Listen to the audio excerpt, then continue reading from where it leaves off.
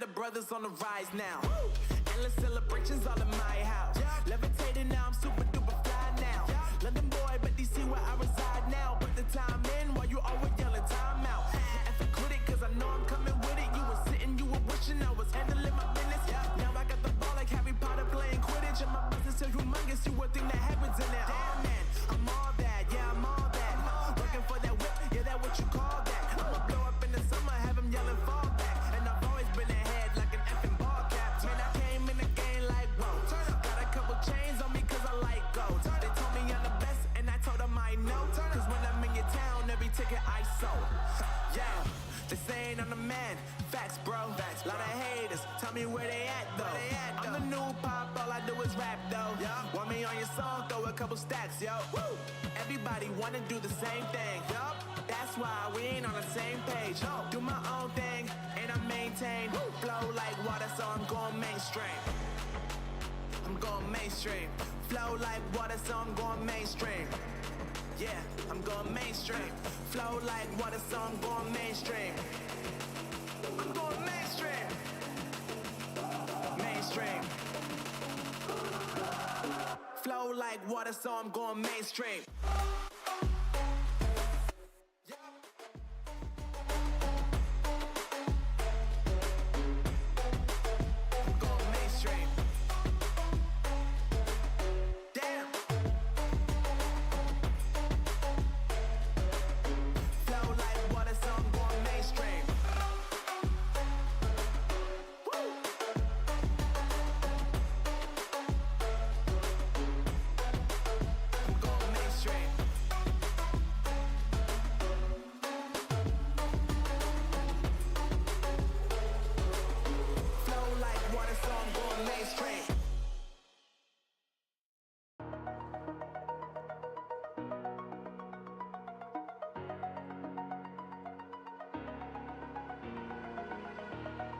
Over the edge, feel like I'm floating through the air. The pain I felt is paid for, all is said and done.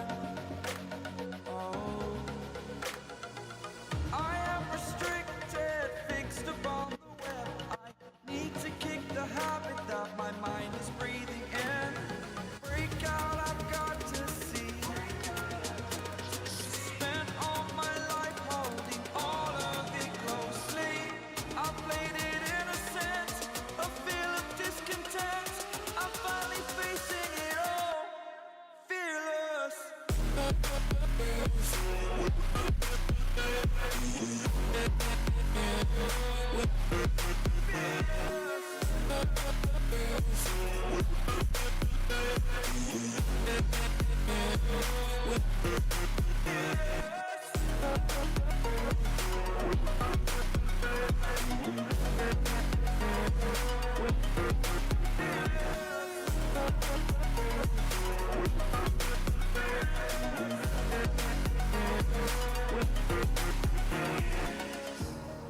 Burning the bridge that keeps us. I'm here and I'm feeling fearless. Exaggerated, that's what you assume. The story's over now, I must conclude. I am conflicted, watching where I step still, hanging in the balance. Not the life I want to live, I want to take it all. Standing tall, fear outweighed the person you are. Oh, break out, I've got to see. Spent all my life holding all of it closely. I played it innocent, a feel of discontent. I'm finally facing it all, fearless.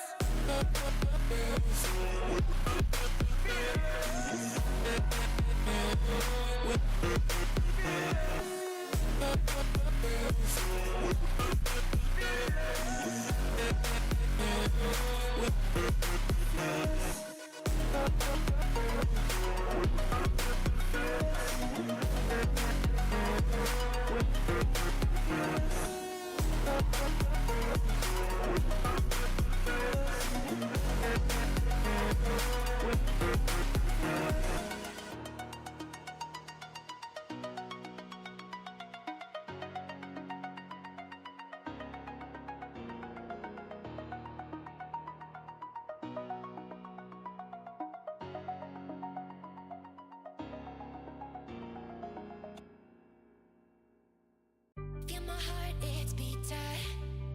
Oh, my body's breathing. It's just you and me. Feel my heart, it's beating. Oh, my body's breathing. It's just you and me. I'm so caught in this, we're so lost deep in it, can't stop. I'm forever the one you call. Let's free fall. I'm so caught in this, we're so lost deep in it, can't stop. I'm forever the one you call. Let's free fall. I go first. Okay. Yeah. Cool. I rolled a 2. Do you have infiltrators? No. What's up, folks? Welcome back to T5S2 Invitational Season 9. We are live with the Group C Losers stage. I've actually had a couple of games occur over the weekend. I think my audio is a little bit high here, chat. I'm going to see if I can fix that. I'm on a little bit of a travel setup here, so we're a little less technical than my normal layout. I've got a little makeshift studio here in my hotel room while I'm traveling to Lone Star Open. But I appreciate everybody who's coming in and joining us for this live stream. On to the objective. Everyone else going back here to make sure there's no 6. We are gonna be watching. So we already had a couple of games resolved for this group. Yep, looks we had, unfortunately, John Zoidberg over here. You said their ability to stick was not able to complete his round 1 game. He had some IRL things come up, so he was unfortunately forced to concede his round 1 game. So that went to Longship Loft, who's going to be playing against Nemo the Fish, who did beat Rancor in what appeared to be a barn burn over game, which I believe was streamed into the Discord server. Cool. 75 to 73 in the round 1 match. Guns that can puts scratch the Rancor paint up against or Ian or a Forge Fiend is for like the nothing, losers match. right? If either of these players lose this game, they are out of the running for good. That's kind of what I figured. It's going to be the winner of them against the loser of Nemo versus Longship Loft. So, pretty exciting one for this one, and it's a classic matchup. I can move 11 and shoot. Of Thousand Suns versus Grey Knights. Your turn 1 range for charging. The classic charge 12, sort of Ritual of the Damned matchup. You literally can't cross no man's land. Just keep in mind the Mutalith can't extend over the deployment line.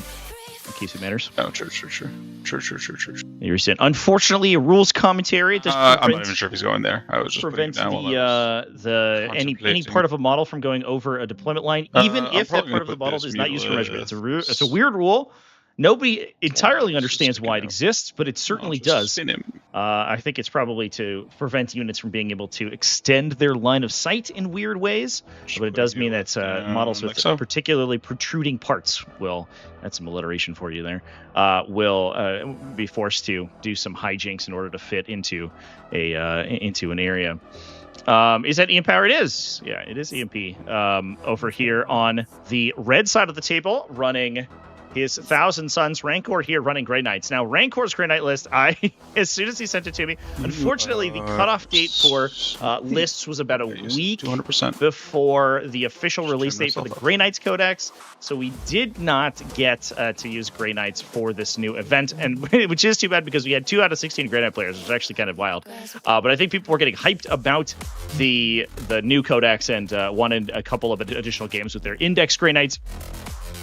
But as soon as Rancor sent me his list, I was like, sick. I think I even commented on this list. When he posted it to me, I was like, this is a real man's Warhammer 40,000 list, because we are running Teleport Strike Force Index attachment, not taking Warpbane Task Force, the more up-to-date Grotzmist attachment. And look at this absolute majesty of a list here.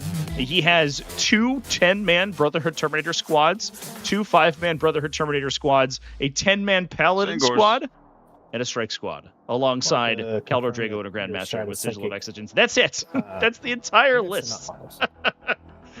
Basically just Psychic Dominion what is strat? it, 50 Terminators, 40 Terminators, Psychic weapons equipped by models 3, 4, that 40 the Terminators, attacking and unit some has support this. for them You're wandering around the battlefield. But this is teleport strike force, so we sticky do object. have options 1,000 like Sun Sigil of Psyker Exigence unit. on that Grandmaster unit, as well as Mists of Deimos Yep. to drop these guys into reserve after enemies move within 9 inches of them. Now, here's the weird part about this, and this matchup does have some very strange interactions, which are largely in favor of Ian here, unfortunately. One of them being that Mist of Deimos is a stratagem that is keyed to the movement phase.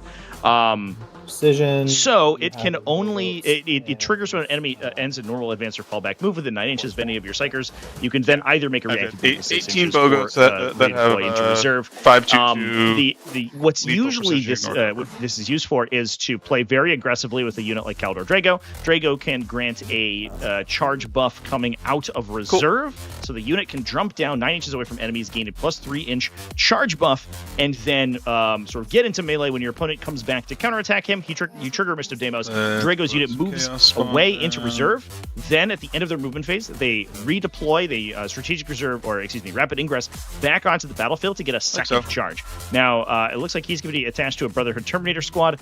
They gain lethal hits on the charge, so gaining multiple charge effects from Drago is really cool. Here's the downside, is that Thousand Suns get don't forget Temporal to log in Surge, and they can move in That's the shooting phase, which does not trigger Mists of Deimos, unfortunately. Reminder. So there is I a just little looked over, bit saw your line of of cards. a counterplay that Ian game can would've yelled use at you if here, I didn't, that he so. can even potentially use, because that works at the start of the shooting phase.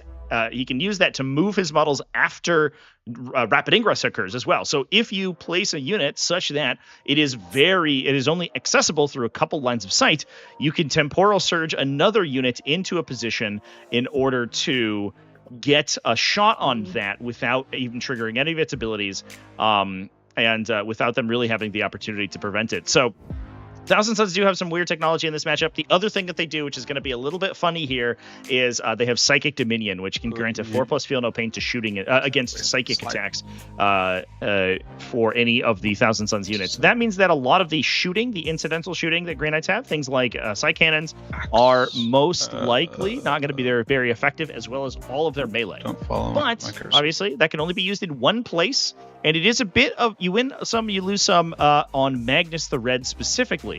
Magnus has Impossible Should Form, which can be reduce no incoming line damage by 1, which is there. incredibly 11 strong inches against forward these over small, sort here. of low impact or sort of mid also impact gonna weapons give you no like Psy line. Cannons and like Nemesis Force Just weapons. pulling these, However, like it the works Arcane against Vortex non-psychic squad, attacks, you so really it have actually to works shoot against turn one, almost, that, I think, literally no relevant attacks in this you up, Yanni. I matchup. can't So believe he will that, never be but- using that. He will instead have to We'll bleed agree command that points that to use his is Feel No Pain, so as Yeah, not to get it's tough to tell 'cause dumpstered the red by line's in the way, but I believe I put these them far guys enough when they left, come in and far actually enough get to right. fight him. So it's not all bad for the Grey Knights, but it is definitely a difficult matchup. That said, they do have, I believe that we're running mass incinerators here. Yeah, so each of the Brotherhood Terminator squads is running 2 incinerators.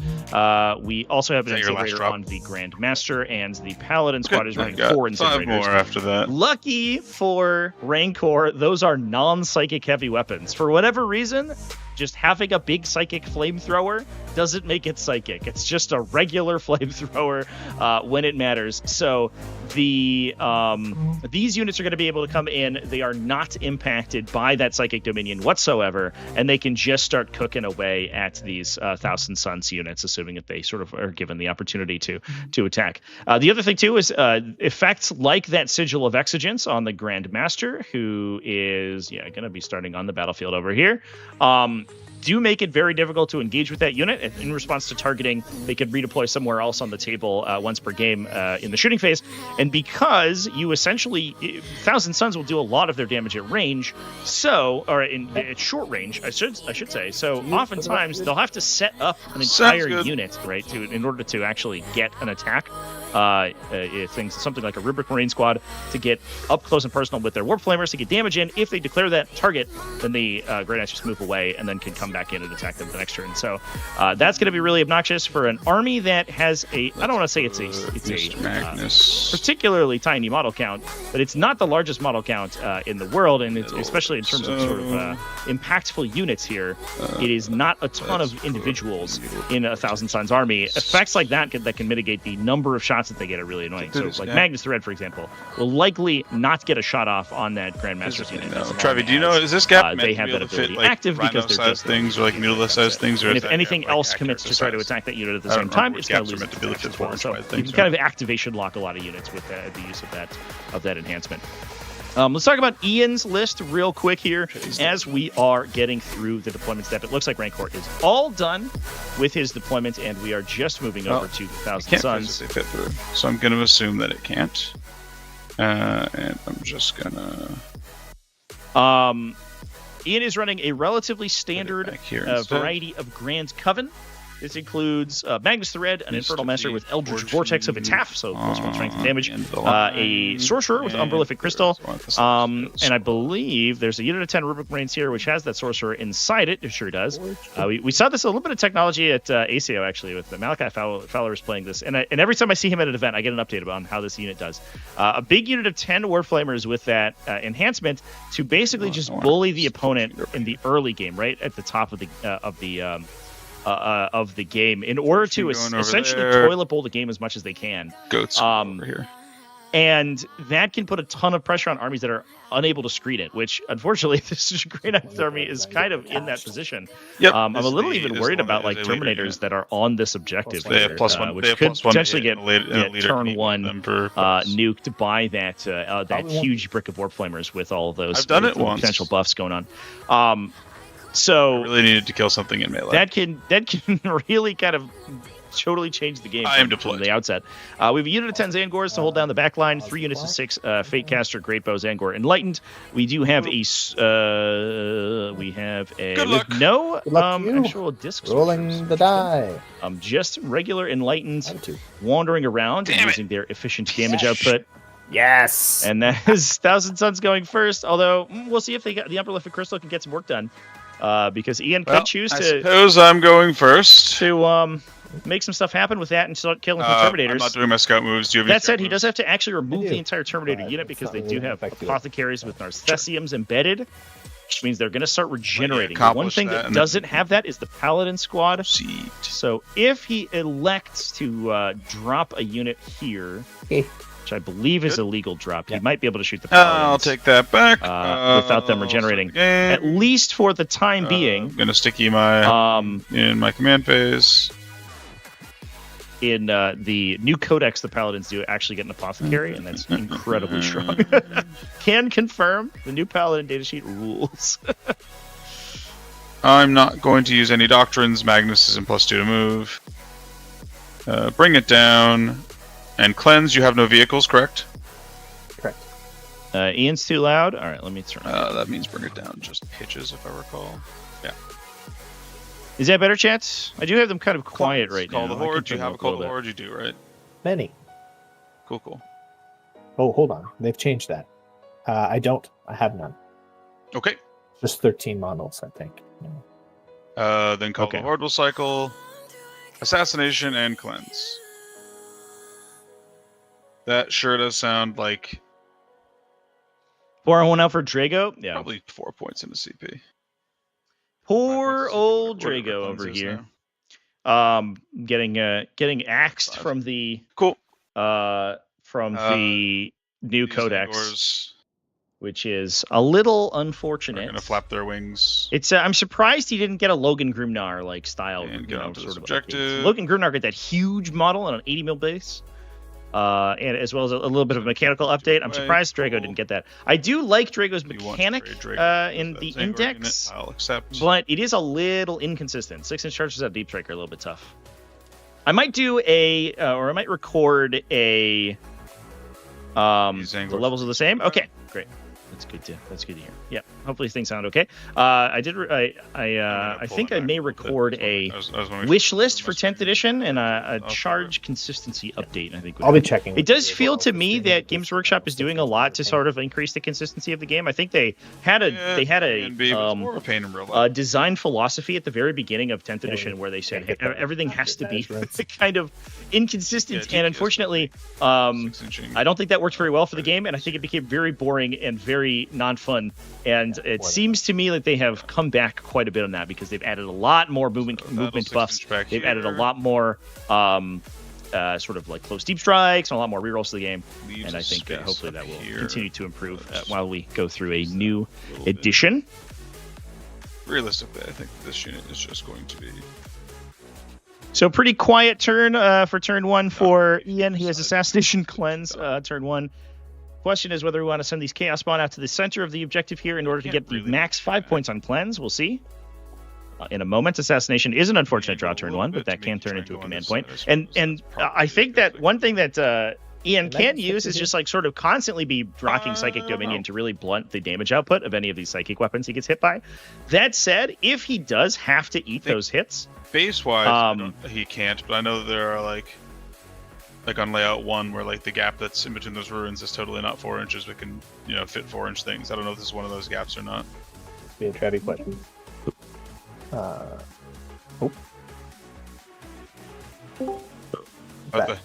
the heck?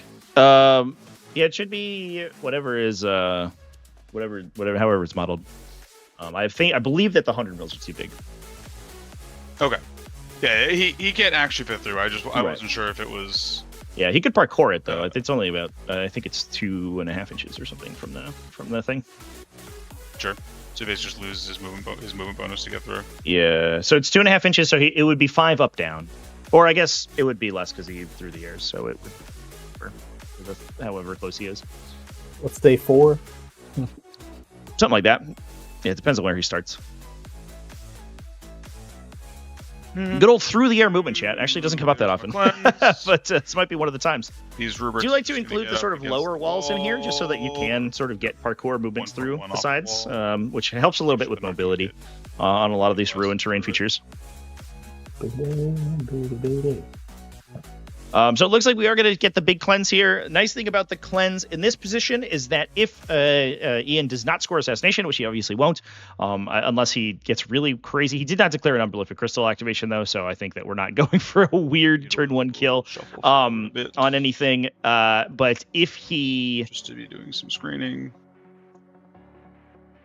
Even if he maxes out that cleanse score, he's only going to be at 5 over Rancor, which means that there's no chance that his opponent will become challenger next round, which is a nice little benefit here of just going to one secondary. It does sort of require you to offer up the Chaos Spawn for a trade, but I think you're probably okay if the Grey Knights want to full commit to a unit of 2 Chaos Spawn, which may not die, in fairness, because the 1,000 Suns Chaos Spawn are protected by invulnerable saves and field open, so they're kind of tough to kill.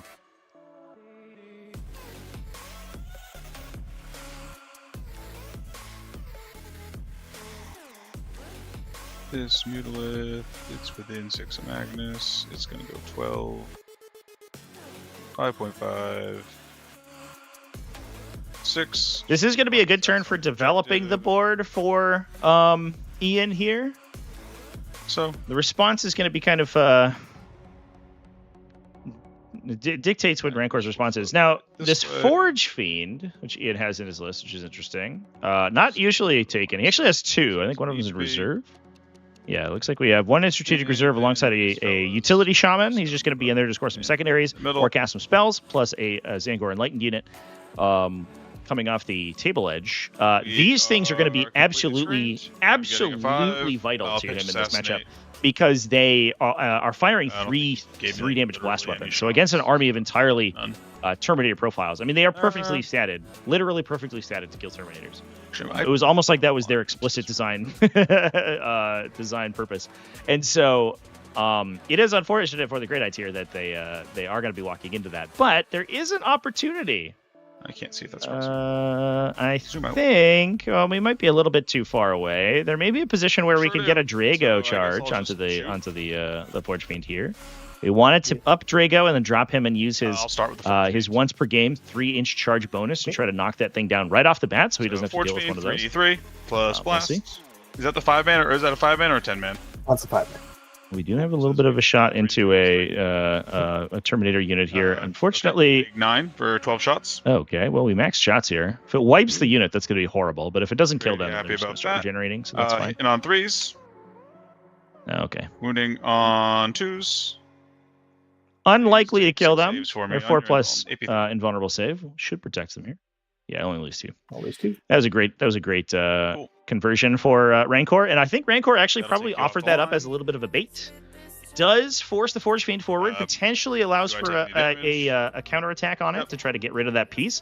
Cool. And only losing That's 2 Terminators, 50% of that is about to return, thanks to the Apothecary there. Um, And thanks to the FAQ as well, these guys. the Apothecary There you even go. regenerates models back to the unit in reserve, which is crazy. I'm not really sure how that works. You have to set them up in coherency, but they said that that's not required anymore. And so those guys are just gonna take a turn or two My off and just like turn. sort of regenerate. Here we get. Cover and bring it down. Okay.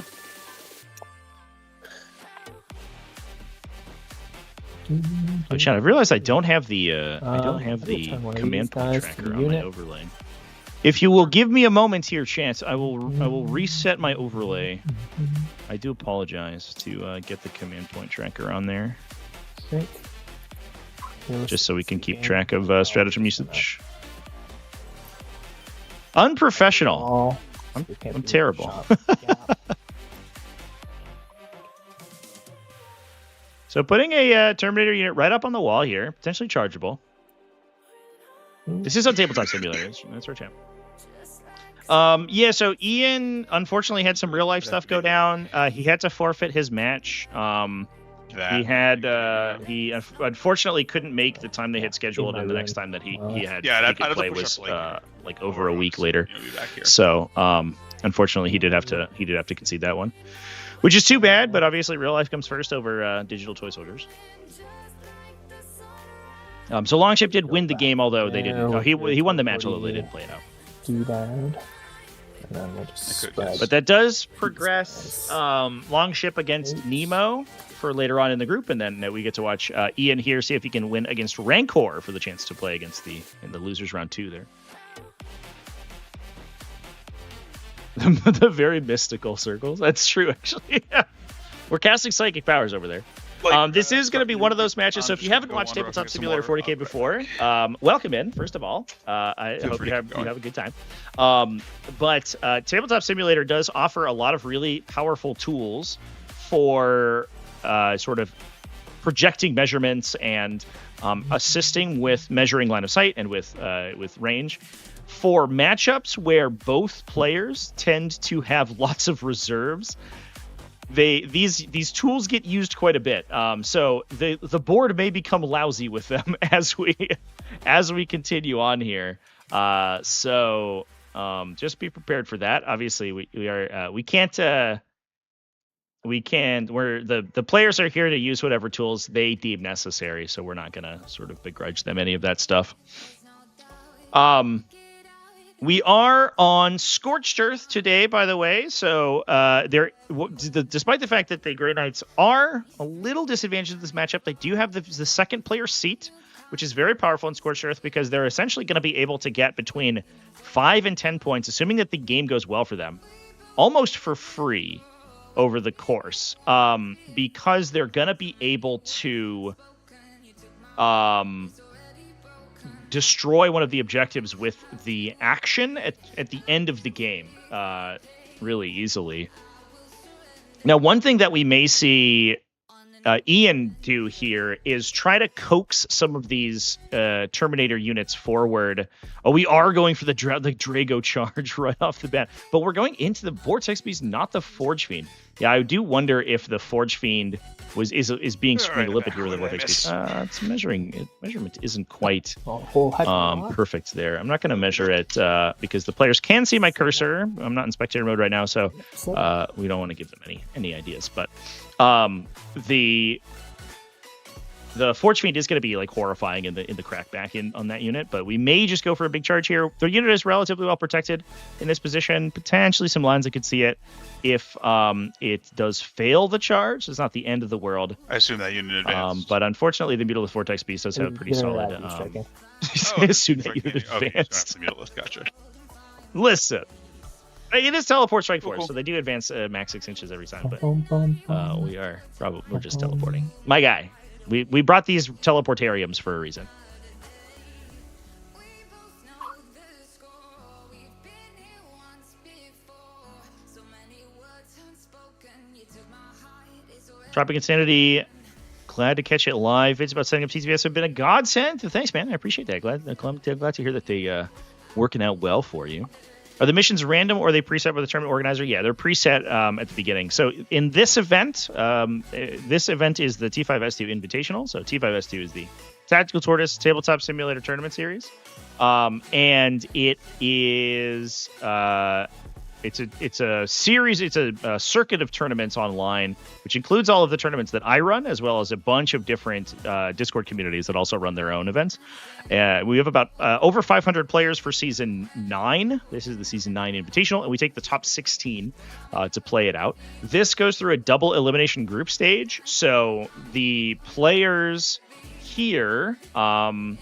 we're in a losers round right now, so both of these players are X and 1. However, they have the chance to get back in and play the finals if they win this game, as well as an additional losers game. So they're going to have to win an extra game in order to make the finals, whereas a player going undefeated is not going to have to do that. Each group, there are 4 groups, which are largely based on time zone. Each group had a separate set of missions preset for each stage of the event. We actually do have Deep Strike. No. we have another game currently ongoing in the Discord.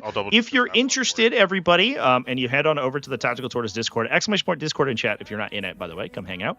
Enba versus Ralbin in Ralbin's channel, which is currently the third from the top on the ongoing voice channels, is live. That is another losers round game from the Invitational. We can only stream one at a time right now, so unfortunately I'm not able to get a peek at that one currently, but the strikes we actually did watch that matchup play out earlier, and that is another great night. Drago's unit will be doing the other action, and then we're going to bring it down for a CP,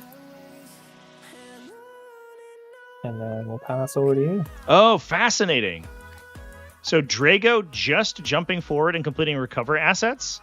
He's placed his models at the front end of this circle, because if this Mutalith Vortex Beast naturally moves forward literally at all and completes that movement within 9 inches of the unit, he's just going to miss the Demos away. Line up like you're going to make your once per game charge, then just be like, nah. Let's just pause. Gotcha. So what he's setting up to do here, I love this, chat. Great Teleport Strike Force is so cool. This technology is going to be replaced to some extent by the Banisher's attachment. Good in this it's not perfect, but a lot of these abilities have sort of moved around detachments in the new codex. But what Rancor's setting up to do here is, if this Mutalith Vortex Beast pushes forward at all and doesn't completely screen this objective, Rancor's going to be able to miss a Demos for a command point, put that unit into reserve, see where every single bottle from Ian's RB has moved in the movement phase, then use Rapid Ingress to go back to the objective and just set himself up in a position where it's very difficult to charge. Now, one thing is likely to get line of sight to them with Temporal Surge, but one thing, importantly, is not a lot of things, in which case he'll retain control of the objective and be out of range and be out of a position to be shot at by could just pretty aggressively go for. Now, there is a little bit of a sliver here. We do have the Ancient in the back here. If stuff pushes basically past this corner, kind of over here on this ruin, it may be able to get a shot into the unit. But again, as we just saw, incidental shooting into the Terminators doesn't really do that much. They have strong defenses. A Rancor could potentially pull that model. Might have coherency issues if he ends up doing that, so that's a little bit awkward. He could potentially pull that model, or the models that the opponent can see, and then regenerate them with his Apothecary. So it's not that big a deal. Is supposed to be off the wall, or like, I guess also this Terminator, or do you want them on the wall? You can charge them if you would like to. Do you have access to like fights first or Rancor's such a troll here. You charge him. Okay. I swear I won't reactive. it's cheeky. He's cheeky. He did tell Ian at the beginning of the game. Ian said he has not played against Grey Knights in 10th edition, which first of all shocks me. I don't think that's true. That can't be true because Grey Knights were very competitive for a while when they got a points cost reduction on Nemesis Dread Knights, and then Warping Task Force came out in December, and they actually were very competitive for a while. I would be shocked if Ian's legitimately never played against Grey Knights. He might never have played against Teleport Strike Force, but Rancor did tell him at the beginning of the game, if you walk into a Missive Deimos, I will tell you and ask if you want to complete that movement. So we'll see if he keeps to that. Obviously, he's not required to do so. If Ian walks into a reactive ability, he'll have to eat it if his opponent wants to take it. But Rancor, being a good sport here, did tell him that he will do his best to remind Ian if he enters into any potentially reactive effects. This is, if you've never played against it before, chat, it is one of the most absolute brain-burning detachments to play against of all time. Because Mists of Deimos is probably up there with in like top 5 most powerful stratagems in 40k, and I don't even think that's a particularly controversial statement. So let's see what it's so powerful; it gives you so much control over the board, and you can do so many crazy things with it. Cool. And your opponent has to play around it all game because it affects almost your entire army. I'll take a nice, easy, secure. What's the mission? It's Scorched Earth today, chat. Pull the mission card up right there. So players will score up to 10 points per battle round for holding objectives. They can then complete perform an action on an objective to burn the objective. Sorry, and still planning things out. So 10 would put him and destroy it if they retain control of that objective with that unit for the entire round. The big benefit there is that it completes at the end of the game, and so the second player has the opportunity to both score objectives and destroy them at the end of the game for a couple of bonus points. So going second's very strong in this mission as well. That said, I do think that Ian does have the capacity to like force Grey Knights to come out of hiding in order to continuously stop the middle objective from being burned, and I do wonder if that's going to be one of Ian's major sort of plays here. Definitely got the range. Put some goats. NVI rates. Buying TTS this coming weekend for your brother, and you and I are going to start learning 40k? Hell yeah, dude. I could do both. Welcome in. I hope you and your brother have a great time. And come hang out in our Discord. We have a mentors channel and a new player section. So lots of people there willing to help new players and help them get started in Tabletop Simulator. Answer questions if anybody has any particular stuff that they need to do to get set up. But that might just be what I gotta do with him. So this aura. Yeah, unfortunately, there's a little bit of a hotkey overlap here between the timer and the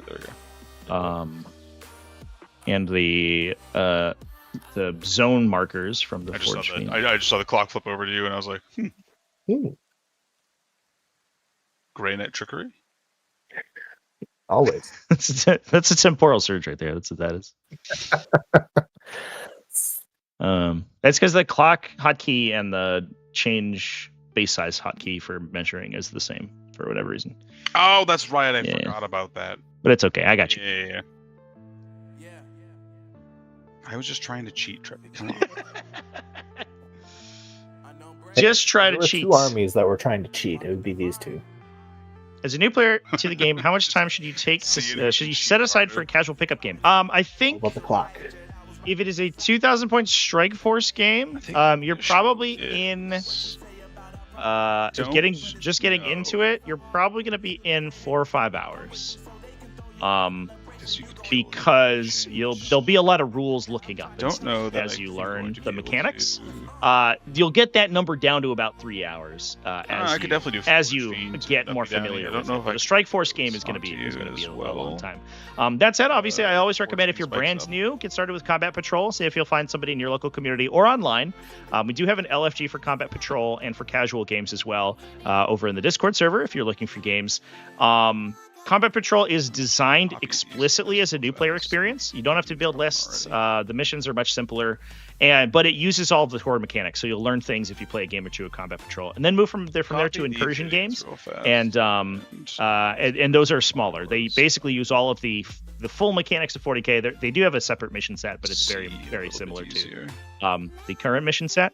And you just use half as many models, basically. So you get a couple games of those under your belt, and that will shave down your time sort of learning the core mechanics. Pretty hardcore.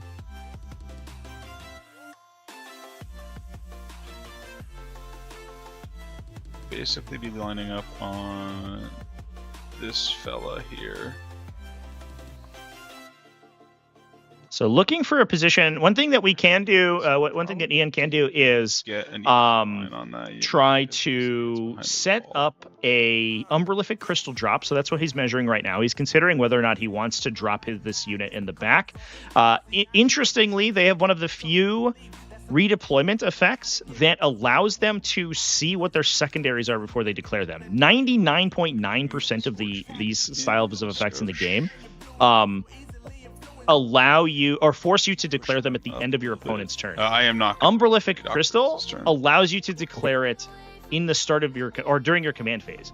So you can see what your secondaries are, and you can sort of see what the command phase looks like and what your turn's going to look like, and then choose to crystal your unit around. The other benefit that Thousand Suns have there is that they can use Temporal Surge in the shooting phase after they crystal. So they can drop 9 inches away from you and then move closer in order to get ranged attacks on you. And again, that closer movement does not trigger Mist of Deimos because it's not in the movement phase.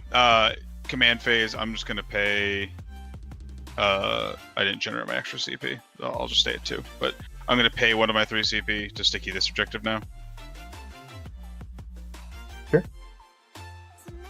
So I'll just be going back down to 2.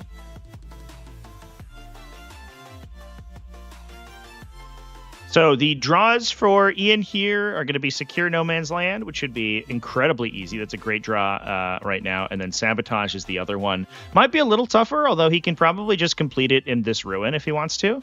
If he's going for big points, which I imagine that he is, then he can declare that. And it's unlikely that unit gets killed unless Drago wants to go after essentially just 10 goats, which feels a little unlikely.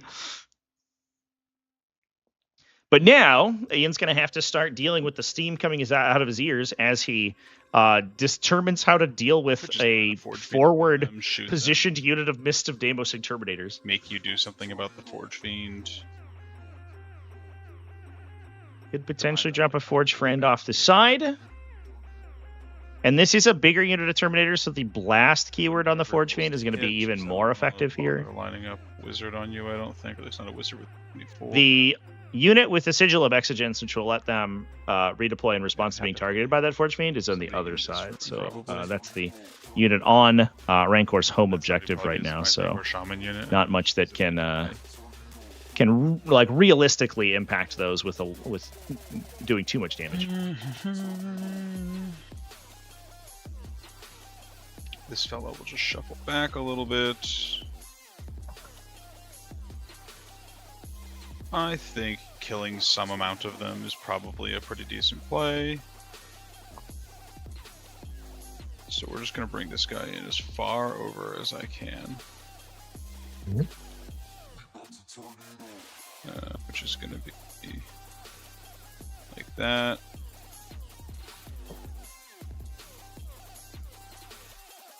So he's going to be just towing into that line onto your Terminator. My Chaos Spawner in the middle. My other screens are still intact.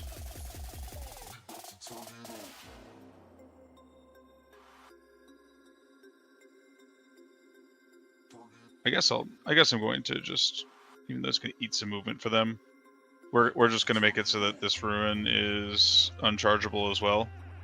Okay. I think I'd rather just not risk losing this unit. You don't have to. Just watch this pocket here. Yeah, I'm just going to flip some Zangors up this way. So one tool that the Grey Knights have here is prognosticated arrival. It allows them to come in 6 inches away from enemies, but they cannot charge after they do. However, they will get to shoot incinerators, so they would absolutely pick up the Zangor. Literally actually all I need. The Grey Knights are very good at clipping light infantry out. They have a tough time shooting heavy stuff, but light infantry they will very slightly pulse down pretty easily with all their Stormbolter shooting. Makes the ruin with the Zangors in it unchargeable. I just got to put a Zangor in there to make that illegal placement of units. Makes them unchargeable. I'll put one here as well, I think. Means that this guy doesn't have to go in there. Just to make it so that if you charge the Forge Fiend, you can't just pile through that part of the wall. Cool. That's all my gun. Or that's all my setup. Magic time. Magic time.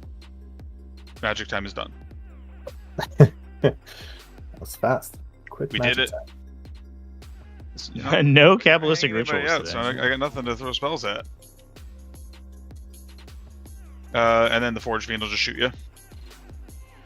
I'll spend a CP for 2 silver. Cool.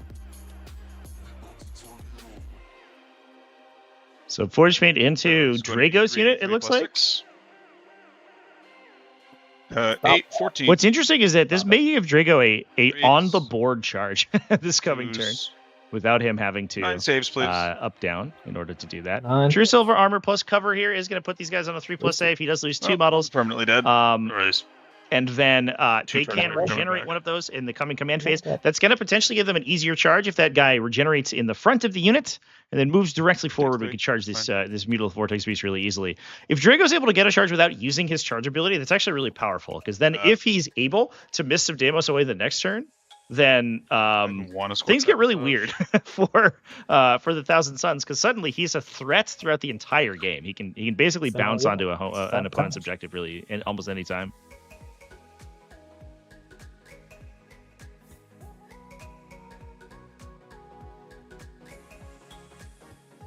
Don't think. So Secure No Man's Land is going to score out. Question is, because that means that if Ian grabs the Sabotage, you're getting a 20. You're getting a 23 without doing any secondaries.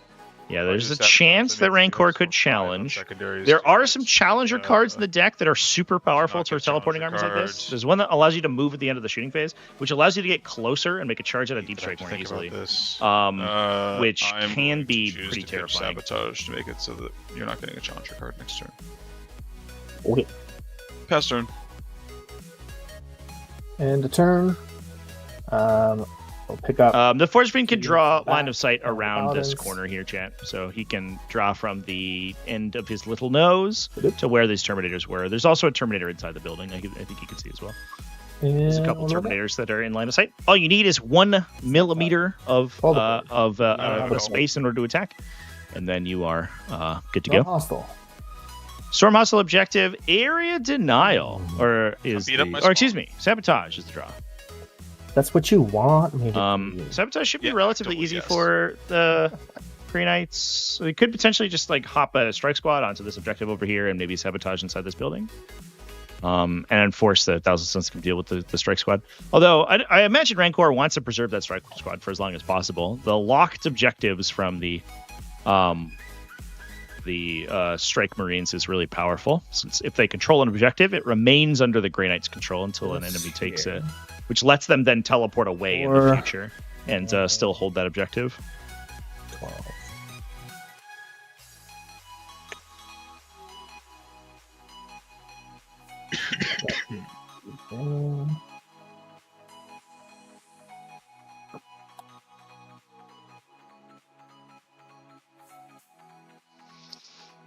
Okay. A real thinky game today, chat.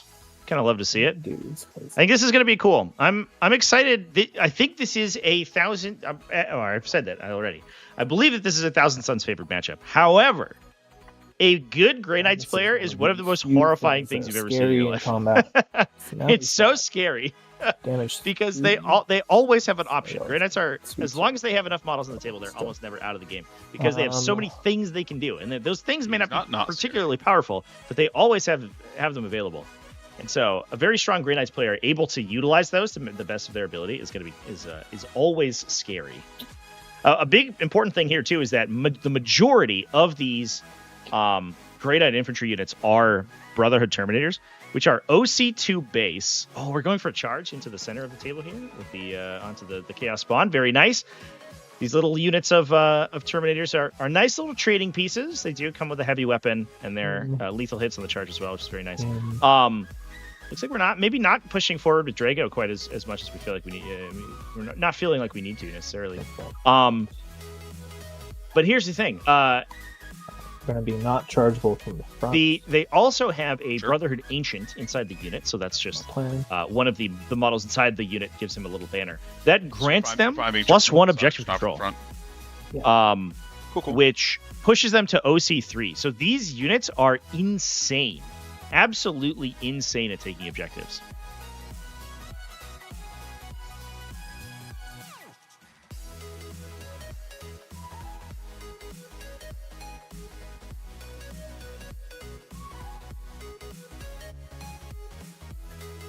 And one thing Ian has to do here as well to counter this is ensure that he's screening out entire objectives. So as you can see, it's a little hard to see because there's a million aura markers here, so I apologize for that. But there are these Chaos Spawn here are projecting a 6-inch aura so that nothing can touch the objective, because as soon as they break that, as soon as Ian just toes an objective and doesn't screen the entire thing, one Terminator touches it and takes it away, which is so obnoxious. You can go max 16. What's that? You can go max 16, correct? The Forge Fiend? Yeah. Yeah.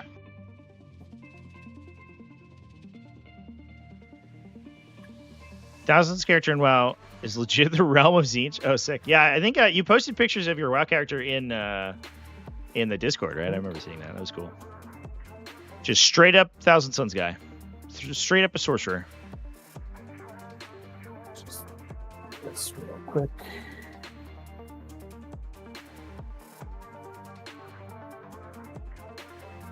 That's not the one. What a beautiful line. Told you, Grey Knights cheating. Big Zap Brannigan energy right there. Like this is a line of sight with some chest hair on it. I love that. 36, still easy. Yeah.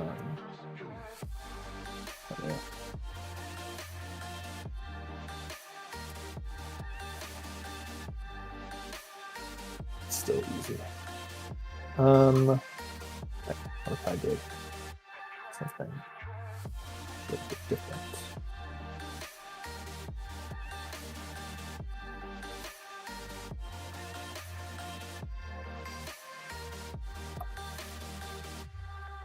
Except that these guys are getting shot anyway. What, the Paladin or the Terminator unit? So it looks like we might be angling for a sabotage score here. That's why I'm not too concerned about where. So if Rancor pushes into the center, he scores Storm Hostile objective. No. He should have gotten 10 points, although he hasn't scored it for himself yet. I'm sure the players will fix that in a moment. He'll get 4 points for Storm Hostile. So he would be up to 27. So no challenger card quite yet. He could push himself to 33 if he completes the sabotage. And also, it looks like Ian did discard for his right. We're just looking at the... Trevi's obviously not known for telling people something, so you'll probably get it. What was that, right? No, Trevi, defend yourself. What have I done? No, I was just saying he was explaining why he was just kind of just dropping his strikes around, and I was like, I don't know, man. If you want to cheat on stream, go for it. I ain't gonna stop you. Listen, when people cheat on stream, I make a video about them, and a lot of people watch it. So Go for it. Yeah. Oh, see, okay, you're so I helping can with get some content at that point. We changed this up actually altogether. Sure. Um, Terminators can move 10, the other guys move 11, so you have like functionally infinite movement in this little box over. exactly. Yeah. Well, I'm not too worried about it. Yeah, so Now basically, context for what we were talking. basically what Rancor is going to do here is move the Terminators. The strikes are in deep strike, so the Terminators are going to move. Oh, They're going to move to a position where they are, they have enough space to complete what Rancor wants to do. So he's basically using his Strike Marines as, I love this absolute troll of a move on the side here. It's like, you can charge me if you want to. I don't know. I will purposely put my models within range to be charged through the wall there. Incredible. Much easier. You're gonna have to come out to like the midline here. But the Strike Marines are essentially being proxy bases there, for all intents and purposes. They're just a pre-measurement tool.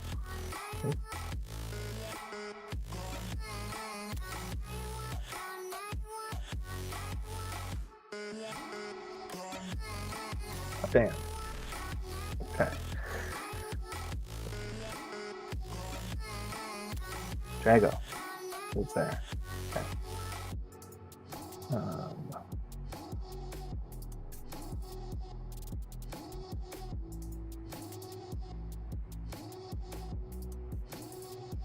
Lord, they're coming.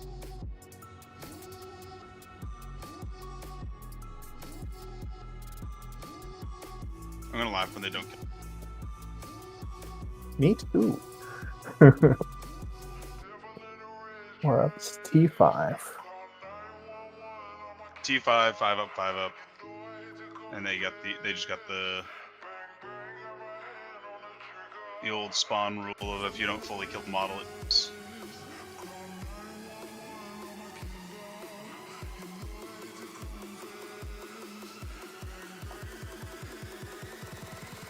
Okay. So Ian could burn a Psychic Dominion here once these guys get charged to try to keep that unit intact. But I don't know if he will. He's he feels strongly about spending those points. I'd be a little bit worried. For rank is a Brotherhood Terminator squad in natural deep strike, so they are always available for Rancor to rapid ingress them into really obnoxious positions. And they're a particularly strong rapid ingress target, rapid ingress threat, I should say, because they can regenerate even if you shoot them. So even if one model can get line of sight or one unit that's not that good at attacking, even if you lose a Terminator, it actually just gives you additional movement. So your rapid ingress is really strong with those particular units. Obviously, the Temporal Surge is a little bit sketchy, but that's all you really have to deal with. Now, I think what Rancor is going to try to do here is position his incinerators, because this is a Paladin squad, so including the character actually has 5 incinerators in it. He's going to try to position the incinerators where they have a little bit of line of sight around 15 this away from my wall, objective. and they have essentially as much of the same line of sight as they 15 can get. away from my. So if the Rubric Marines teleport into that position, you can get a very strong Overwatch on them. 5 D6 Flamer shots is definitely enough to knock out a couple of the Warp Flamers from that unit. No, that's not correct. nope, that's the that can very much change whether or not Ian Umbralific Crystals to take that position. that right there is where I would have to be to get a rubric on. So push the guy a little bit further, and you're good. No, a little bit. Yeah, there you go. The other thing too to keep in mind is that this unit has Sigil of Exodus as well. So looks like if it is targeted by enemies, it can teleport away in response. Currently, I could get like probably 1, maybe 2 rubrics onto your objective. Yeah. So what Rancor is going to try to do is set up a situation where there's no way the Umbralific Crystal unit can drop in a position where it can touch that objective. As soon as he touches the objective, and this unit teleports away using Let's just do it. the Sigil of Exigence, it will unlock for Rancor and then transition to Ian's control. So he needs to be very careful that there's physically no way that a Rubric Marine could get on that objective. So right now he's basically trying to measure around the position at which a rubric could jump in and then max move a temporal surge to touch the objective. I was looking at I was looking up everything that your army does in like the half an hour before I played. Fantastic. Cram set. I'm probably not going to go after that unit unless I like. These are index Grey Knights. The new Grey Knight rules are like released, but the release date was before the list submission date for this tournament. So for these players, this is round 2 of the tournament, so the tournament had already begun at the time that the Grey Knights Codex officially hit its street date. I think it only just got updated on Munitorum Field Manual like this morning, anyway. I saw momentarily that there was an update to the MFM. I had hoped for a moment it was going to be a nerf to Imperial Knights, but no, not to be. So sabotage being attempted by Rancor here. If that unit misses Deimos, the sabotage will fail. So that does kind of make it a little bit more difficult to get a good miss of Deimos out of that unit. However, you can still discard it at the end of your turn, even if you flub the sabotage. So all it does is cost you the command point you would get from discarding the secondary anyway. Woo. 7 AP zeros. 7 Stormbolters? Is it Stormbolters, I assume? 4 up base. 4 up base, so... Get 1 and shoot him? Oh. We have an Incinerator coming out of this too. That was a great roll. 1 Flamer. Jeez. How are we feeling about the new Grey Knights? I think people are disappointed by the release, mostly because it's kind of just like it's like an evolution of the existing stuff. There's not really many new mechanics. It feels stronger to me than the index version, but only if you play the same stuff, which I think people are upset about.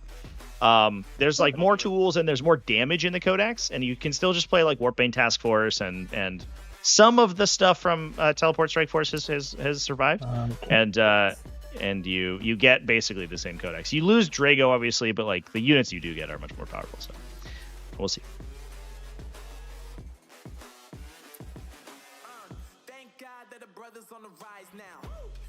So pushing this Terminator squad right up in the middle here, and again, this very aggressive position means that Mists of Deimos is stronger, because there's more positions on the battlefield that will trigger it. So there's more opportunity for Ian to walk into a trigger on it if Rancor just basically pushes Terminators all up. Fighting. Hoping to get something like 1,000 Suns with 1,000 Pseudo Psychic Phase. Yeah, it's weird that they did nothing on the army ability or anything. Just going to be these 3. I'll choose not to pile in with them. Are you? So this is 12 attacks, 2s or 3s and 3s. Yeah. I think you just got to shift this guy base contacts. There you go. Thank you. Thank you. Go ahead. Okay.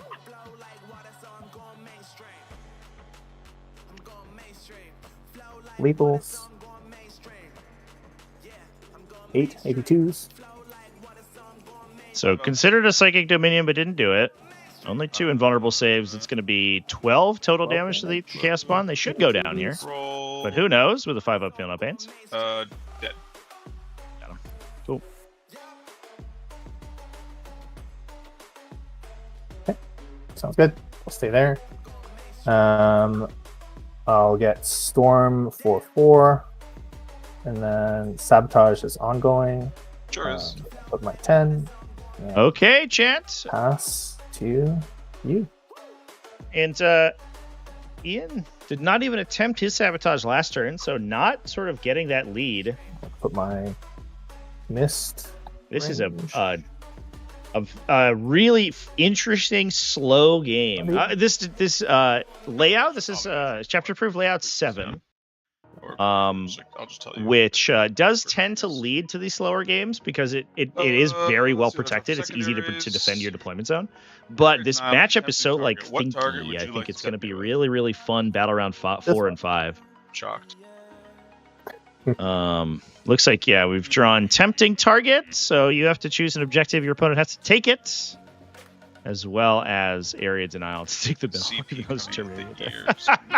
Tempting target. Okay. That's pretty- So even if Ian sets up to Oh, is it? charge to the center, 5-2. but triggers missed, However, will I manage? the Terminators could I don't know. disappear and then have no charge target there. So I'm gonna we may just redraw. need to run a guy into the middle.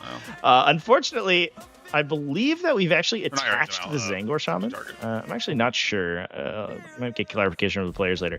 So we don't have an individual model who can run over there to do it. I'm going to redraw the one that I can't score. Makes sense. So kept area denial, discarded tempting target extend for battle extended battle lines. That's an easy score. Ian's been ripping their good scores right out of the deck so far. His scores have been pretty easy, which unfortunately I think is going to come back to hurt him in the later game because he's going to have. I guess he did get sabotage and cleanse out of his deck, so most of his actions are gone as well. So. But I think he's going to start to get harder secondaries as the game goes on. So his early turns have been great. The downside is that he hasn't been able to double score any of them. They've just been drawn right at the perfect time to not be sort of synergistic with one another. You are just going to mists away. If I want to big area.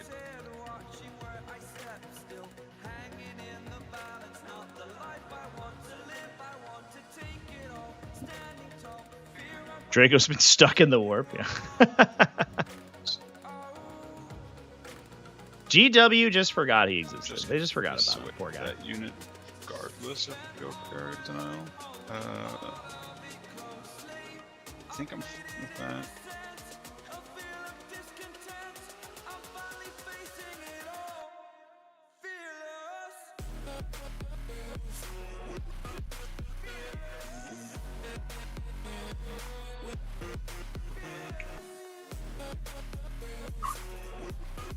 Okay. Before we go any farther, I just want to make sure. So back over to Thousand Suns. What are they going to do here? Now, the Terminators on this objective may also prevent Ian from trying to get a bird on that objective this early in the game.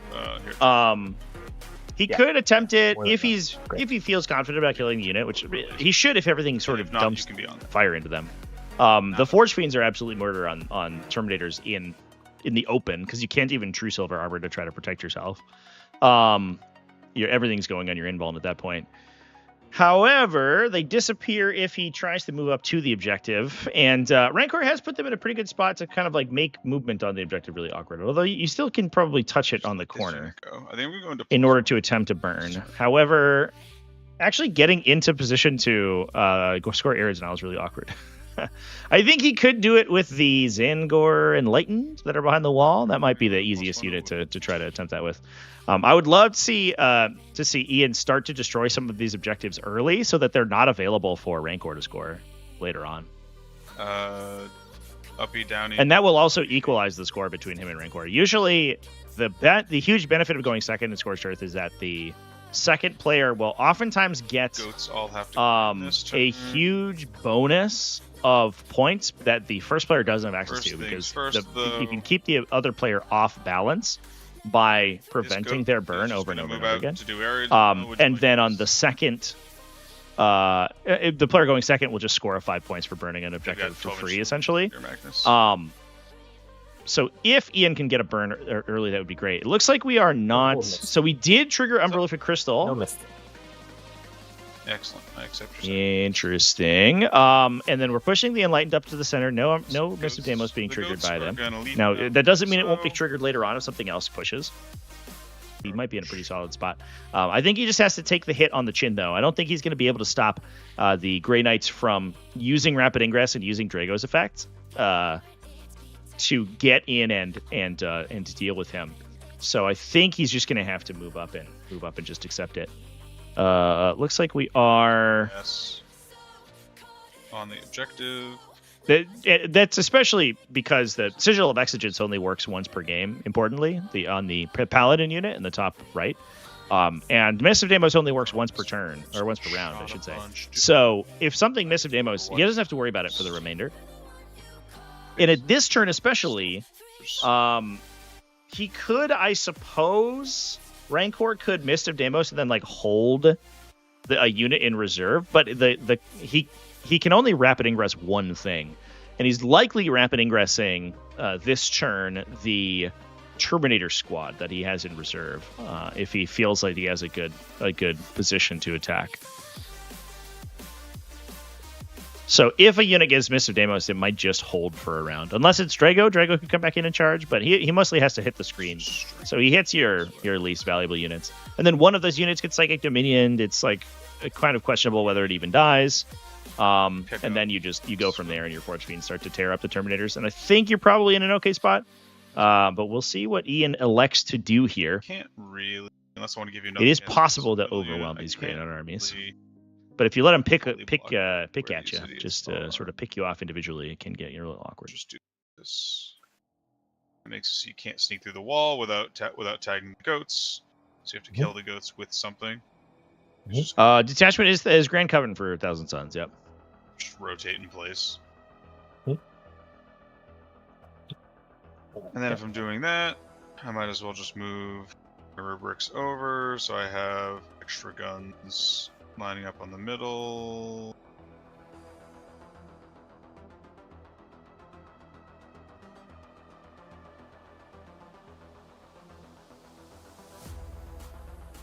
Want to bother.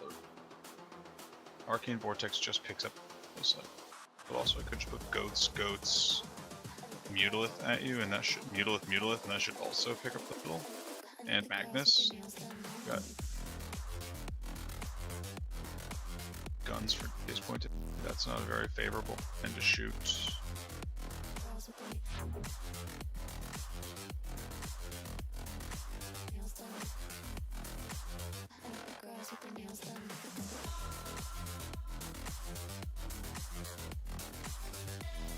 This guy is just gonna push up here.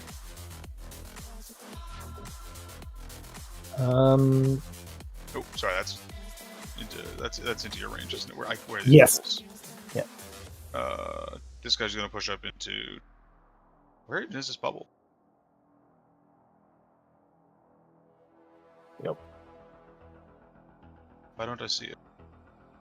It's because the model is a little. It's. Oh, is he tilted? Okay. Yeah.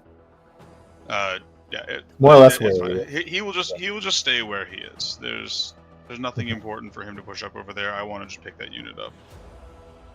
Magnus is going to hang back.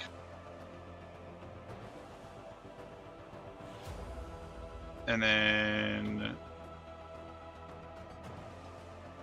just got to secure the area in the middle here.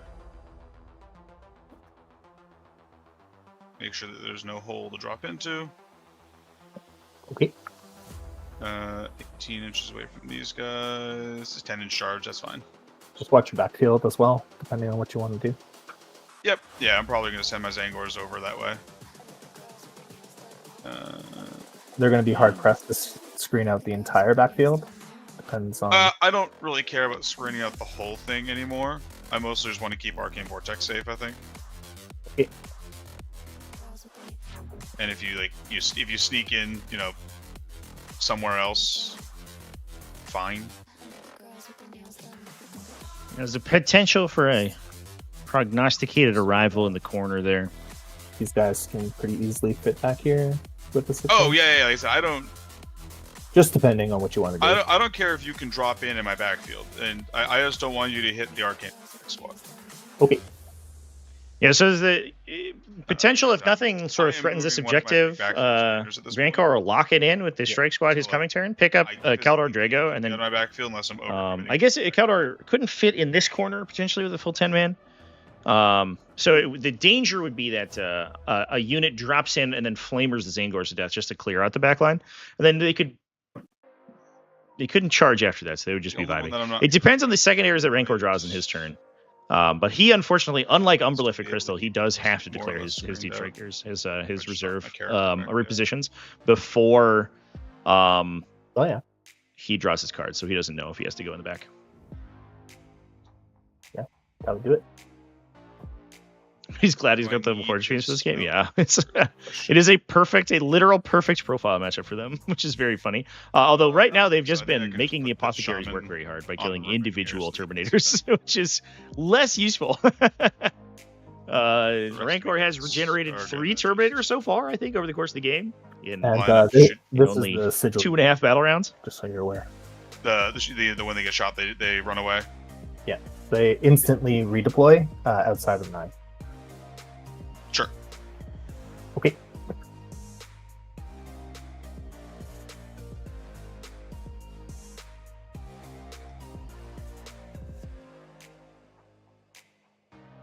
And that's I'm sorry. Is that before or after I shoot you? During. So you target me, I move. If you can't shoot me anymore, you redeploy. Gotcha. Okay.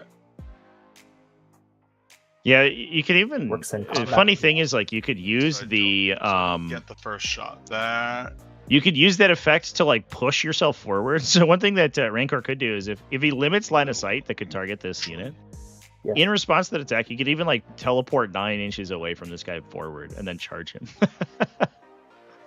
Which Do I if I just leave this Could be unit on the funny. board then, just like this? Sure. Yeah. I was thinking that I got the first shot and I was gonna just like Absolutely no stress. force it with them. See what you did. oh, interesting. Yeah. So it's a weird one. If I don't get the first shot, there's no reason to pick these. You would up. think that after having declared your target, your attacks would lock in and resolve, but there is a rules commentary that says that if the unit in response to targeting becomes an ineligible target for that attack, you retroactively have to target a different unit. Keep my goats safe because I don't need to actually. So that works on like lone operative style effects. Like you have something that grants you lone operative, for example. When you go down.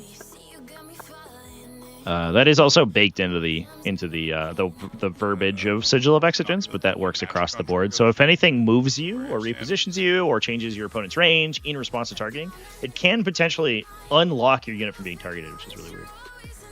Particularly strange interaction. As I said before, I do think Ian should push here. He is on the back foot currently.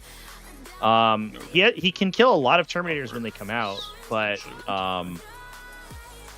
there's no reason for them to come out before they want to, because Rancor at any point could just like sort of bang a big charge at Draco and then tie the score up at the late game. And this is just a it is just a win-loss tournament. Your final score doesn't matter, and so you just have to win by 1 victory point over your opponent. If they do end up drawing, it goes to the player at the highest seed, going in from the season standings, which would have been, You got I nothing. believe it's Ian. Yeah, it is Ian. It lets you You're gonna pick hang up out. your. So Rancor does have to win. Cup He can't draw the You're game. going there. Ian would progress if that I'll happens. probably But still use the forge. all he has to do is score a little bit higher than See what you 1,000 Suns at do. the end of the game See here. if I can force you to use that. Also keep in mind I have a rapid ingress potential already, even without miss. Yep. I think that looks about what I want. Would you like to rapid ingress? I think so, yes. Okay, here comes the Terminator unit. They've been sitting there all game. We're just going to eat the hit off the Forge Fiend here. Let's go. Easy. Oh, are we going to see a big push from Terminators here from the Grey Knights? So we could drop them. Yeah, making sure that there's no temporal surge shenanigans, chicanery that occurs. I do appreciate Ian's actually playing around Mr. Damos very nicely here. Infernal Master could hop up and attack these guys, but he would do so with temporal surge, so he would not trigger Mr. Damos. Or forge mutilate depending on where you deploy, but I can at least shoot the railgun at you. Yeah, so ensuring that it's going to be very difficult to get multiple blast weapons on this unit, and they can make sure that this Forge Fiend, it can shoot full power into the Terminator squad. The Terminators will most likely, almost assuredly, not die. It could happen. It's like a tiny fraction of a % chance they all die, but it's wildly unlikely. And then they regenerate one of the casualties, and they just push forward and kill the Forge Fiend. The Forge Fiend took 3 damage from something. I actually don't know what that was. Might have been just incidental shooting from the Paladins last turn.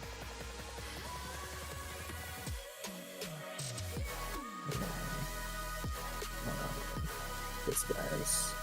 Just make sure. Yes. Yeah, so they make sure they Forge Fiend can't get in range of them with a 6-inch Temporal Surge, and there's no way it can attack. Those guys, so that doesn't matter. It might eat. Oh, the Enlightened Advanced, actually, I believe. Oh no, I think that. It might eat a shot from the Enlightened. This could actually be a lot of damage on this unit. All right. The full picture. That step is done. Magic time. We actually are going to cast spells this turn. We are going to cast reroll hits on your dudes in the middle for Magnus. Wait.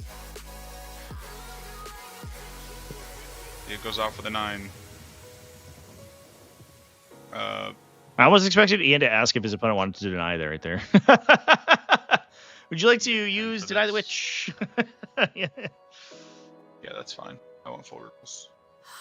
Cool. Full rerolls to hit. Got it.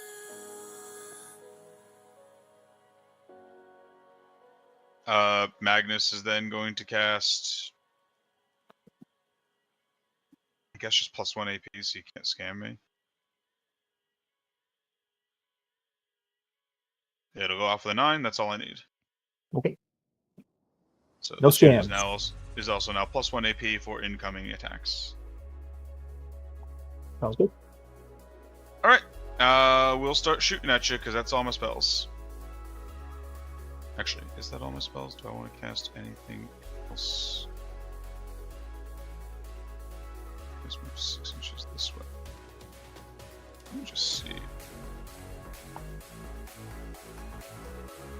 Just so you know, if this would change your rapid ingress, Magnus can just move 6 inches this way and shoot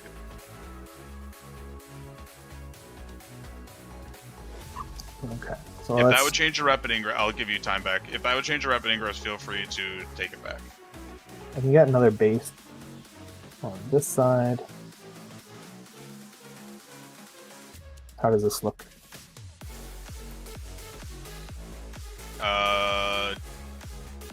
I think I can still see you because I can just see like his spear is just pointing like straight. Yeah, I can see 4 models still, maybe more. And in case it changes the position there, Magnus may need to rotate to just fit in this position, because right now he is intersecting the Enlightened. He rotates for free, so he would probably just have to like change the degree that his staff is moving in. Feels like the line of sight's gonna be really tight, so that might actually impact things. Because I think he could angle it like sort of to go like this. Or Yeah, something, Magnus and then can draw just his do that so his staff is not intersecting goats. Yeah.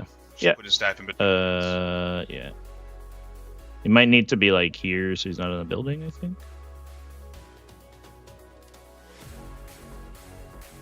And his This, total movement is going to be like that, yeah. it's,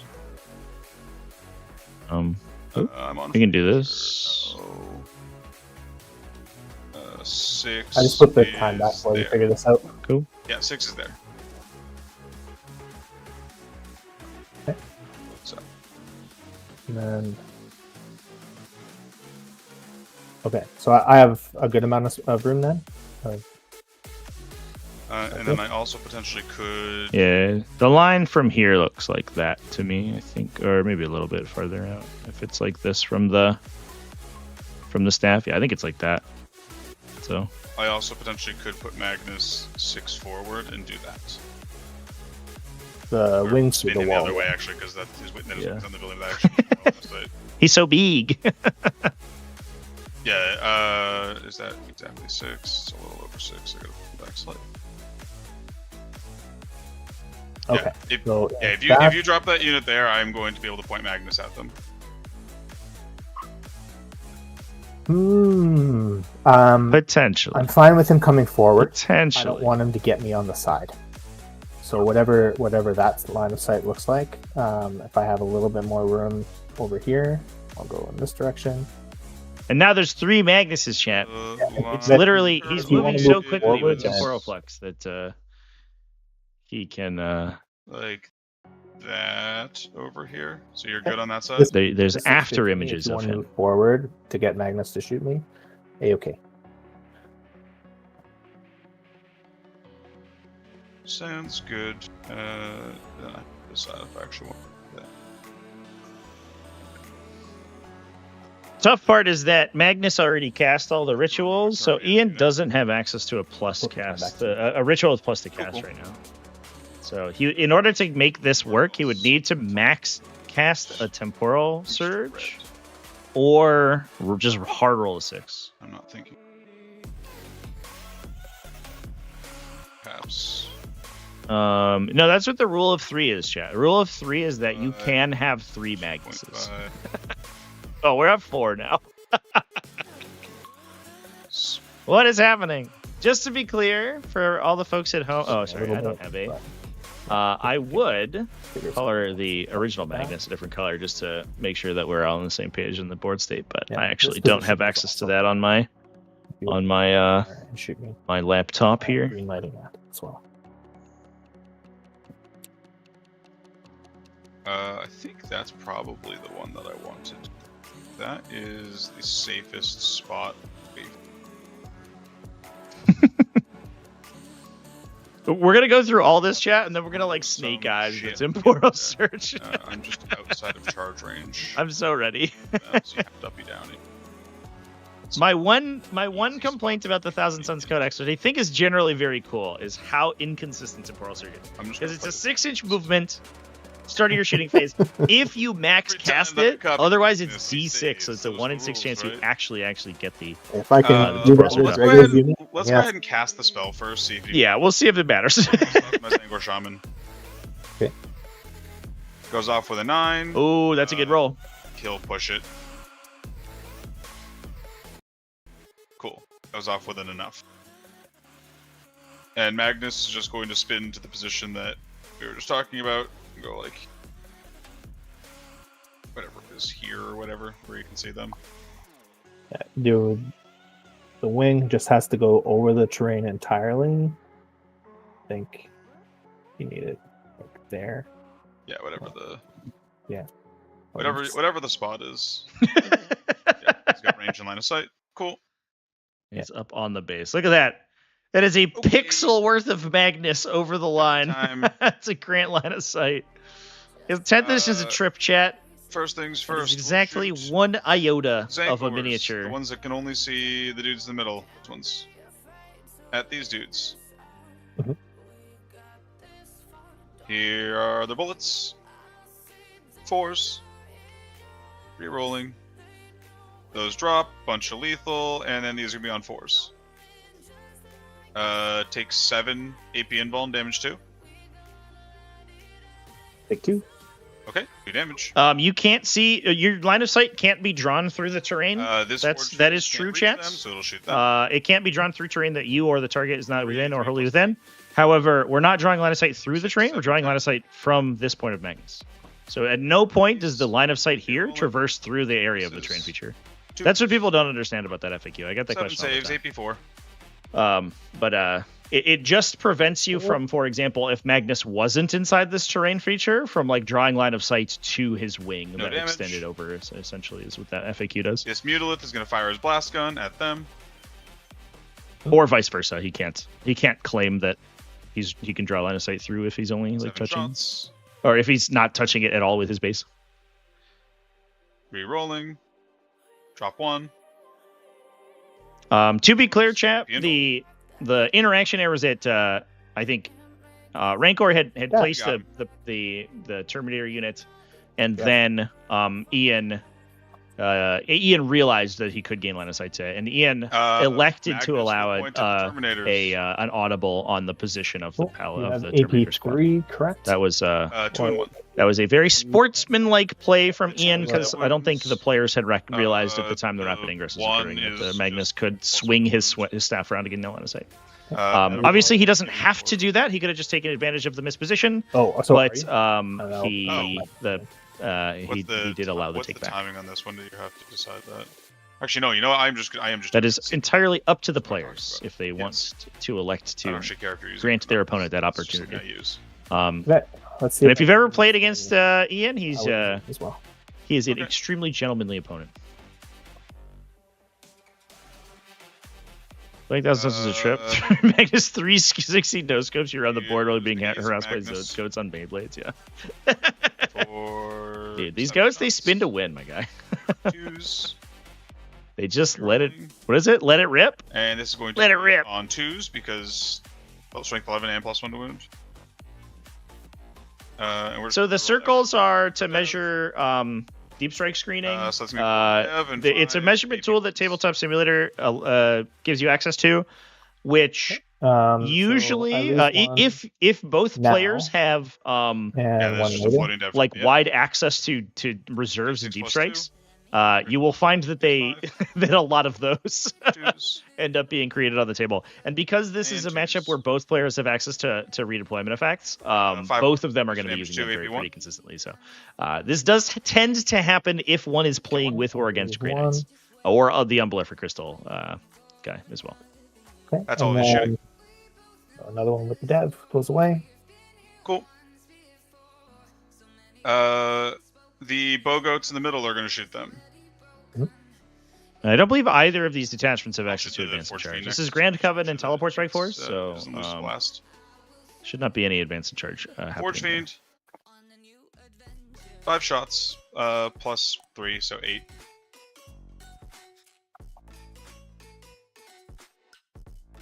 Drop half.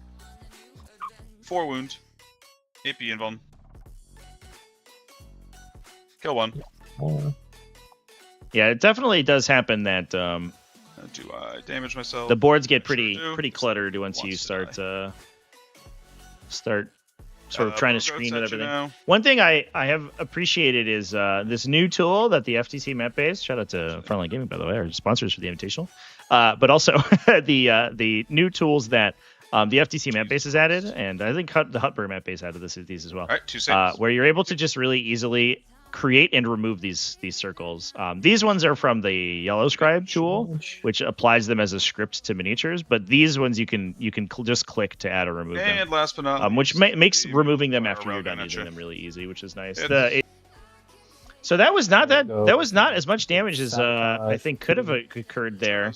We lost 4 Terminators. One's about to respawn, and then we just burned down a Forge Fiend. okay. This stickies. I don't know what's damaging this Forge Fiend. Um, Ian's not playing with these hazardous, guys is he? would go up. These guys. I think he is. wait a minute. These guys stay there. Those guys have to stay there. Okay. Out of curiosity, what's damaging the Forge Fiends? The Forge Fiends. Um, Do they not have hazardous? no. Oh. Hazardous. I've been rolling hazardous for them the entire time that I've been playing with Forge Fiends. That's the Chaos Space Marine ones can give themselves hazardous for devastating wounds. You haven't been giving them devastating wounds, right? Yeah, well, no, I've just been rolling hazardous. You know, we could keep the rule in place if you want. No, I'm fine with it. I'm fine with it. One of my favorite things to do is to just play with imaginary downsides for my units. I spent all 9th edition moving Mega Knobs an inch shorter than they were supposed to. Well, the mystery solved, I guess. I was like, Thanks, wow, Brandon. these store bolters from Paladins are doing a lot of work on this Forge Fiend right now. Yeah, literally, I've been playing with Forge Fiends almost the entire time that I've been playing K-Suns this edition, and I've been just rolling hazardous for them. People have been like, yep, makes sense. I mean, that's the time people play Forge Fiends, right? It's something from Art of Wars, right? Like never correct your opponent when they're making a mistake. You just To be want fair, take Immortals. I also assumed they had hazardous. I didn't even blink. Well, it is technically against the rule to apply damage to your own models, so can't let you do that, I guess. I can't cheat in favor of my opponent. Yeah. Hot damn. Okay. Well, I thought that my Forge Fiends were doing more damage to themselves than they were to you. So funny. But I that's get correct. top 16 out of 500 Then people. no Jazz. prisoners. This man gets here while rolling hazardous stuff his Forge Fiend Plasma. And Oh man, incredible. here. So Ian tends to hop Um, factions pretty all the time. Basically once a month he's on a different faction. And I would not begrudge him from just remembering Chaos Space Marine Forge Fiends, because very few of the other ones get played outside World Eaters, maybe. For a hot minute, and then World Eaters went away, I guess. Got nerfed into the dirt.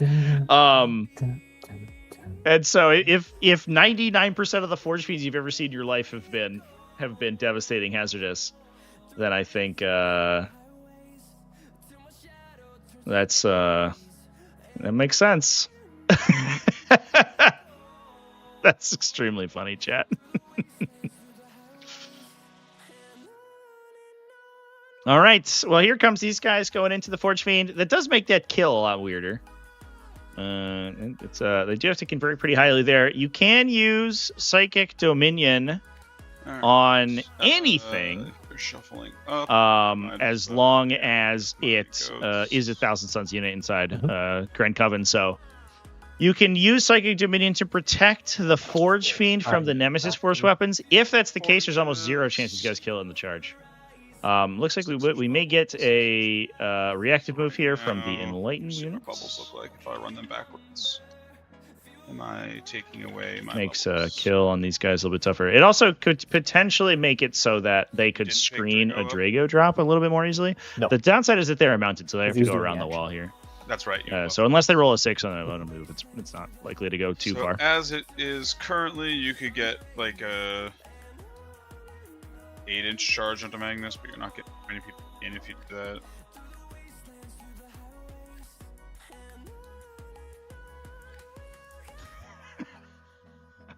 The goats will just Oh man, hide. I'm glad we're streaming this game, chat. What a fun time. You'll hide better. I see. Yeah, they're just going to occupy the space in the ruins, so that way it's harder for you to come be rude to me. Yeah, I understand that.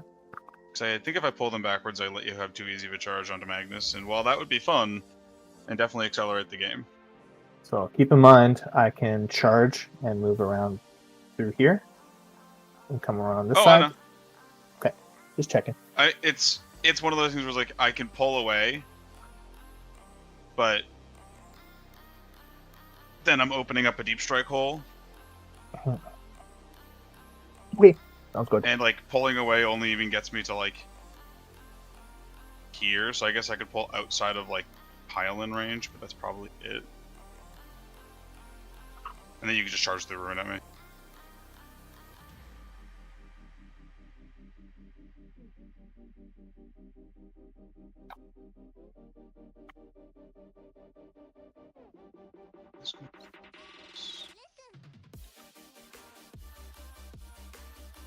Yeah, it'd have to be so far away.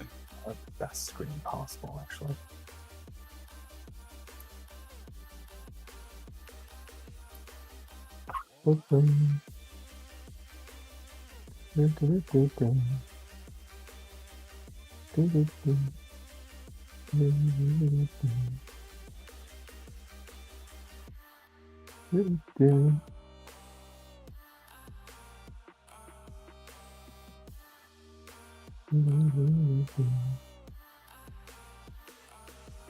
Fortify, fortify. So it looks like we aren't going for a big push here. Away from that side. Rancor is mostly just threatening his opponent with the They're going that horrifying potential way. of getting Drago in to attack. Not even necessarily going for it. Oh, it looks like we may get a Paladin drop in the corner over there. If I want to The incinerators, there are 5 incinerators in the unit, as I mentioned before. The incinerators are actually very good at they can plow damage into the big stuff pretty well, because they wound everything in this army on 5s or better, because they are strength 6. They're basically like Ministorum heavy flamers. And so shooting that many shots into something has a pretty good chance of clipping it for 3-4 damage.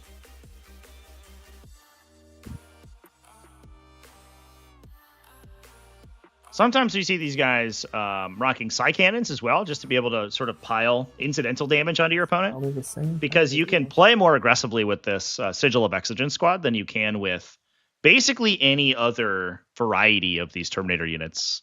Because there's no chance that it just gets like blown out by a bunch of guns. We're gonna spend a CP for a grenade.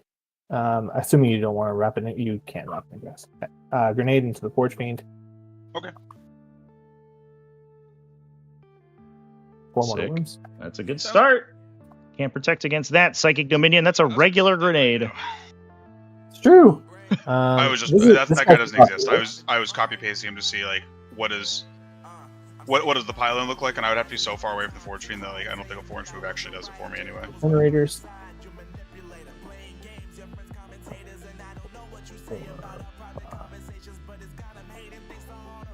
1 AP1, ignore cover.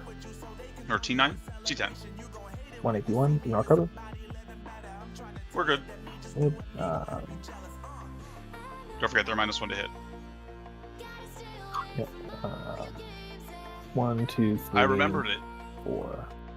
I remember the rule. 16. Hitting on I don't 4. see a -1. Here it is. 2 AP zeros. We're good. Okay. And that is in shooting and melee, just so you know. Yep. Yeah, makes sense. I think we will charge 3. Oh, okay. Joke. The unit still gets in, but I don't know if it will all get to fight. Right there. You didn't get enough distance to do anything funny. You get Magnus, you can move 10. What are we Can you doing check right the distance, see if you're outside 9 Outside none of of my unit that just charged you? The guy there. Just you measure for the these game. guys. What is happening? My unit and your Forge Fiend that I've got. Oh, you want to see if I am not falling back now. Great. If it falls back, I see. So it's guaranteed if it falls back to trigger Missive Deimos. Very clever. Very clever. So we could potentially get this charge for free, essentially. Outside. Charge in, pay a CP when your opponent falls back, teleport away. Otherwise, they can't attack it. They can just Doombolt it. This way. This way. This is a D&D player offended that Paladins cannot smite. Hot diggity. Back in the And day, then that's I'm all they gonna used to fight you do. with one dude. Would you like to Okay. use the thing? Actually, I'm gonna pile in with this guy. 2 dudes. I'm gonna make it 3. Sure. Yeah, so we're trying to make sure that we This do guy. not kill the No. Forge Fiend, so it's they could lock it in. This is real 8th edition energy right here, chat. Oh, trying as hard as you can not to kill your opponent so you can use them to protect against shooting. 6 is lethal. 1, 2, 3, 4, 5, 6, 4. 7. Oh, All of them, and you die. AP2. Oh no, he's down to 4 wounds. 4. So almost will certainly die on the next turn if he remains in melee. Okay. And There is a wounded Terminator, so the Forge Fiend could actually kill him gonna hold on to no prisoners. and get another kill on the board there. Do I need CP more? I think I need the CP more, so I'm actually Take an gonna AP start- 0 for him. I will. Attempt. My Forge Fiend slapped you. It's 4 points for stand. Oh, he Yeah, does right. do He's a dude. it! What a monster! That's right. Good Power job, of the little Forge guy. Just the kick, little tiny kick, and boop, just booped that guy right on his nose, So knocked him over. Incredible! Uh, What a time to be alive. Consolidate as well. So this way, this way, this way. just got nowhere to get outside of 10. So you'll just clean that up, or they'll just run away, which is a little. I think you trigger the mist here. If you trigger mist, your opponent if the has to declare it, and then you get to move the rest of your army without having to worry about mist. I don't miss. Okay, so that's the plan.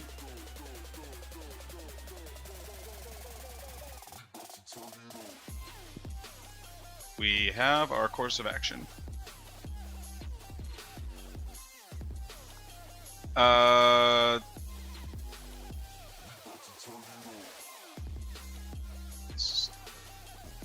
There's a chance the Forge Fiend explodes, yeah.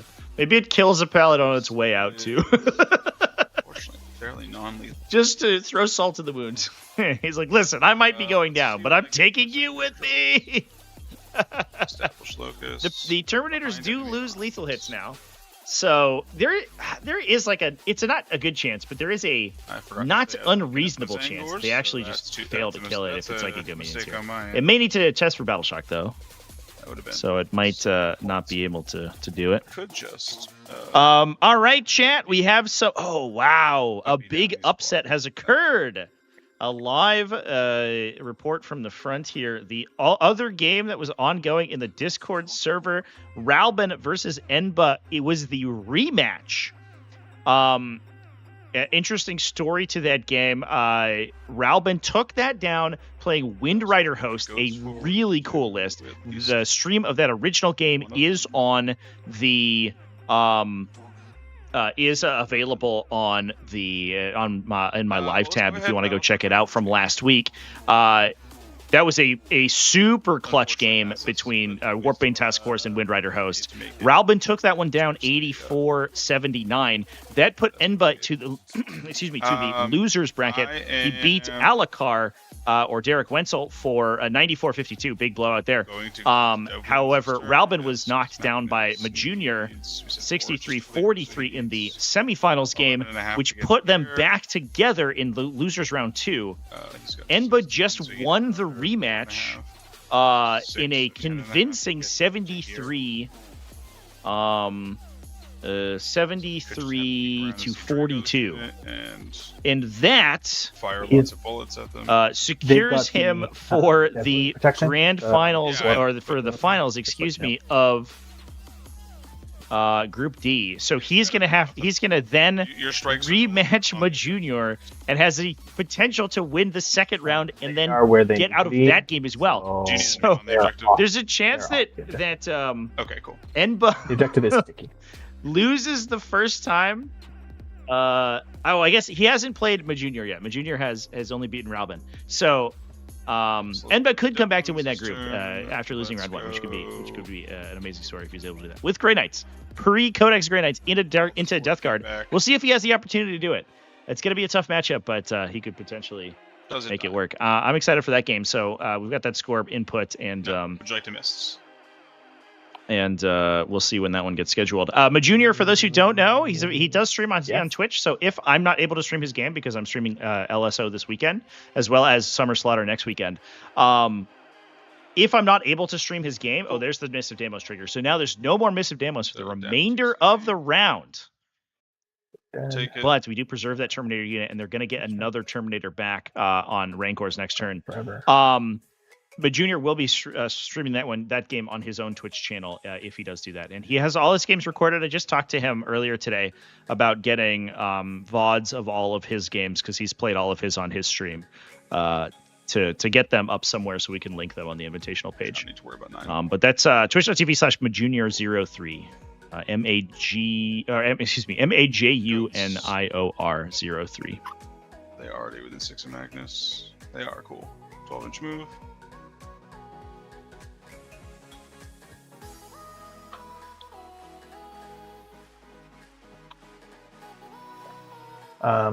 You okay if I overwatch them? I don't care. They're probably going to go do. How many flamers do you have? These are flamers, right? Six flamers. 6 flamers? Oh, I gain nothing by being inside. Oh yeah, 6 with the character. I forgot. I'll just not. I forgot the Ancients also gets a flamer instead of the Paladin. The Paladins are wild. I can't hybrid. They are an incredible infantry sweeper. They have to push up. If you want to Overwatch with them, go for it. I don't know exactly what I'm doing with them yet, so. 2 flamers. 7. Junior also streaming BCO finals. Yeah, 7. I'm sad I didn't make the finals. I got poor old Telly diced me out in the finals there. Made me sad. 3, fail 4. I hard committed into 2 nights. I killed neither of them and then lost 1,000 points. Measure for one turn. Rapid fire. I was very salty. 1, 2. Oh, it's 3 for 4, BCO semifinals. Unfortunate. 4. 5. My man moved directly into 6 an by 4, Eradicator Overwatch 24. with a Sorry, hit these flip guys are no longer- available. And didn't die. It was like, I knew that was And going to then happen. I Drago. was like, my guy, That. you're killing me right That's not a now. bad number of 6s. Oh, man. The utter disrespect. I've never felt so disrespected by Make Telly. sure that I need to make sure I'm not cheating. 1, 2, 3, 4, 5, 6, 7. 7 by 4. 28. Yeah. Okay. Great. So 4 more. This is Drago's, and because it's there you go. Great. And then T4. wow. 6. Pass 3, fail 3. Kill another one. I'll keep that one there. Okay. And then he's got a psychic attack. One of those goes, and then fails to wound. Cool. Okay.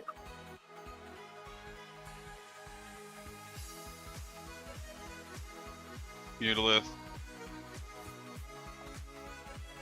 12. So big Overwatch there to These clear out ones. some Enlightened, open up the screens a little bit.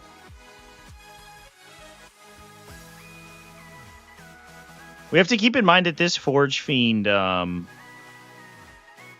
shoot right now. It looks like it's in a good spot, but that's because it took a very, very cheeky, desperate breakout to get through that Terminator unit. This is Index Grey Knights, yeah, chat. Stay with the card. New Grey Knights are out, I think, as of this week. But they were not out at the time that the event, the Probably submission not. I think was these guys put on the objective. so. Let's go. For this stage, although the players are able to submit a new list for elimination stage, which means that new Grey Knights will be available, and it might be that the new Votan Codex may also be available for that time as well. Objective. So I don't know exactly the See date back here. that is going to drop, but there's a potential. Mutalith will move 10 inches forward. But we do have Grey Knights pushing to at least one group finals. We're going to see if Rancor can stay alive to push to another group finals this game. Magnus will. This round's going to get crazy 11 because and a half. Rancor does have to ensure that he doesn't get beaten out on secondaries here. So they're Secondaries for forward. Ian, by the way, establish locus as well as behind enemy lines. So trying to get a unit back in here. There is the Umbralific Crystal unit that can pop back there. I believe that is... Vortex yeah, Ian has is declared his green. Umbralific Crystal. They could just hop back and deep strike here and just establish locus for a ton of points. I do wonder if they're going to be able to do that. 7 to clear. I guess the other opportunity is that we just temporal surge these guys in there to try to get that Had the time on me for movement. some reason. I got it on you again. Oh, sorry. It was for the Overwatch. I just forgot to take it back. All good. My apologies, good sir. Bet on thousands of this match on DraftKings. 2.5, so 7.5. We do. I never have any time to do any sort of extra stuff, but I think it would be cool to do brackets, invitational brackets, and for the I used to do this in War Machine all the time. That's fun. This one's going up 5, and this goes. So big push here from Thousand Suns to try to prevent Forward. Grey Knights from getting their from setting up to get their bottom 5 burn. The spooky part is that all Grey Knights have to do is basically hold their expansion objective in the bottom right here, yeah. Because of the way that String it back to make sure the bubbles stay up. Make sure that my bubbles are all correct. well, I don't have a level chat. I'm actually not sure how chapter group treats this because previously you could score an objective and then destroy it for the extra points. Now you do have a separate victory scoring phase in chapter approved. The way that chapter approved treats objective scoring is different than previous. The timing does matter. That leaves a little hole right here, but I'll just overwatch the shit out of you if you drop in there. So like, that's fine. And so this the play of this Terminator list is so interesting because it requires that you kind of have a very good grasp of average incoming damage. Like being able to set up a unit with rapid ingress and just absorb like most of a battle, like most of a shooting phase, right? Like 2 big multi-damage blast weapons, and know that you're not going to lose the use of the unit, or be assured that the chance you lose the unit is really low. Would you like to? Is pretty ballsy. Yes. So can rapid ingress in response here, thanks to the Mists of Deimos.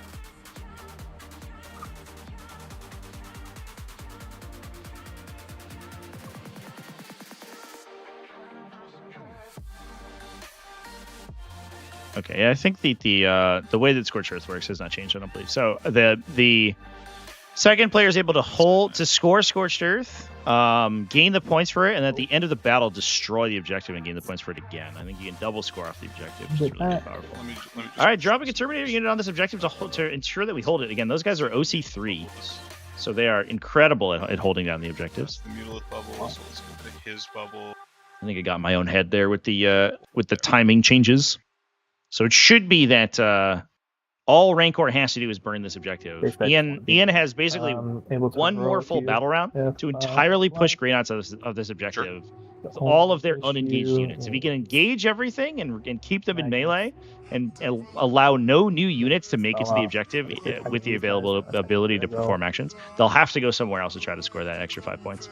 But otherwise, they will just destroy it with a strike squad or something and then call it a day. Go there. Wait. Gotta make sure I'm not being fortunate. Yeah, maybe this right here may have been the last Mists of Deimos ever used. Although I think Lone Star Open's gonna use the old index probably, so I bet there's a Grey Knights in there. I don't know if there's any teleport strike force at WTC this weekend. There might be. But now we're going to get Shadows of Anarch, the updated version, which is exactly the same effect, just a different detachment. Sure. Yeah. There you go. And the Banisher detachment, which actually seems really cool. Banishers actually seems good. Sounds good.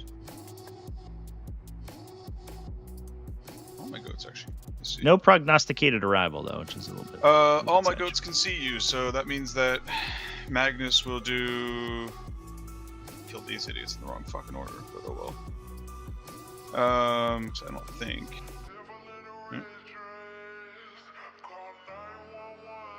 Yeah, far away. Unfortunate.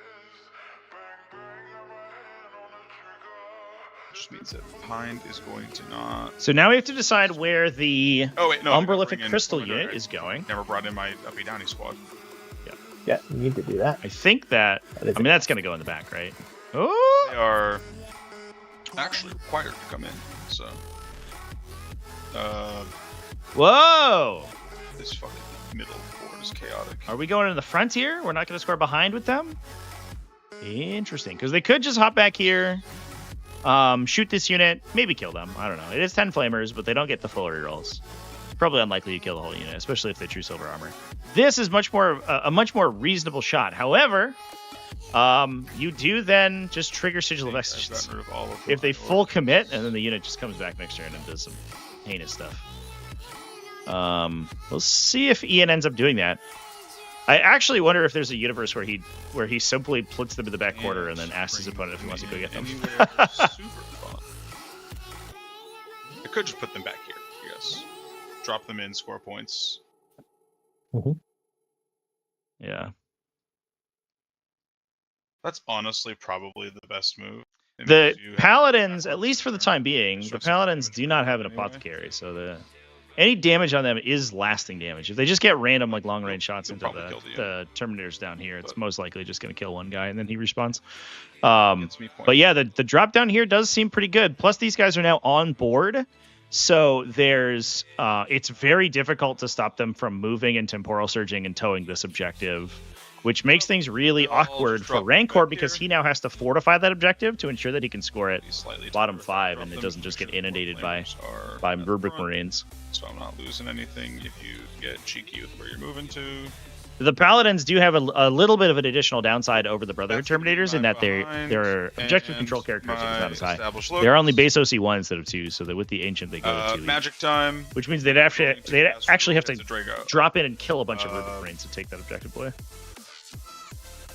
The Zangor Shaman. Which obviously, gets sketchy with Psychic Dominion in play. It goes off with an 8. I will push it so it can't not go off because I'm within 1 of the Mutolith Feast.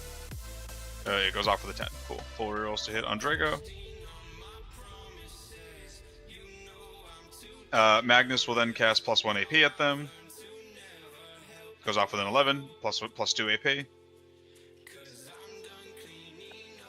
And then Magnus is going to Doombolt this unit back here. Okay. Goes off with a 10. He'll push it for an 11, so I get big. Goes off with big. D3 plus 3. 4.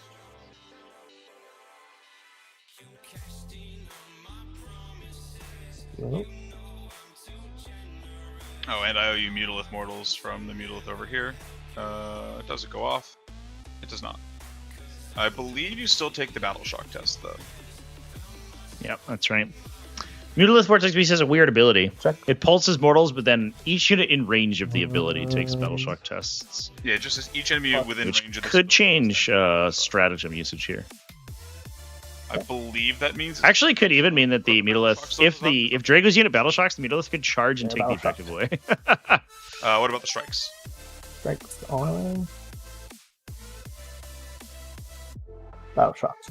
Wow. Okay. Wow. I'll take it, I guess. I don't know what that does for me, but probably something. All right, we'll start applying guns. Oh no, they both failed? So this objective is currently obsect by the Strike Magnus can Marines. only see 2. So if the Mutolith as so much as touches it, and we don't see an intervention from I the want to second move unit Magnus, things like of anyone else. Terminators, it will Only spell left, yes. unlock for his control. That's actually a disaster. Infernal Master's Plus, gonna they can't move, true move at silver Magnus. armor against any of this shooting. It fails. Oh That's fine. no! Expiring Sorcerer who's going to cast move at Magnus. That was huge. It goes off for a 7. I'll just push it because I want to move him flat 6 and I don't care if it's 6 damage at this point. Cool. He's going to move flat 6. I need to have measure move turned on. There we go. And I'm just going to move Magnus up so that you can see just straight down the line. Okay. Or into the ruin if he needs to. By way more damage to your unit, going to anything else. Alright. Gun time. Let's go ahead and point the far back unit at Drago's unit. The character is probably out of range. He is. Bows. Hitting on 3s because +1 to hit. Rerolling. 2 lethal, wounding on 5s or 4s. Because strength 5 strength 5 T5. So 7 saves, please. AP high. Ignore cover. There's 2. Cool.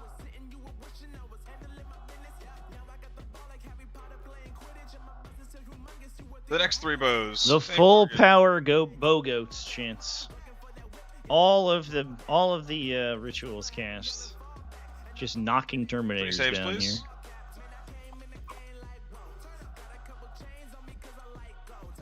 Oh no! Kill another one, wound 1. Oh boy, not going well. Didn't get the Zangor into the deployment zone here, so it's going to be the rubrics establishing a locus. That's fine. I'll just shoot the unit behind But that. that does open those guys to shoot. Magnus is going to go. Drago's unit hasn't taken enough damage yet, so Magnus is going to go into. I do think that if I You guess sort of got curiously, one if wound, so little shots first. Ian kills too many of these Terminators, it might be difficult for the Vortex Give Beast to Magnus charge on full that rerolls for objective. everything. Oh no, but it can charge this Strike Marine! Down to 1 CP. Because Rancor cheekily put it on the wall to bait a So move 7. forward. Oh It's gone. no! It is blast. And 7 that plus 1. probably So 8. allows him to touch the objective.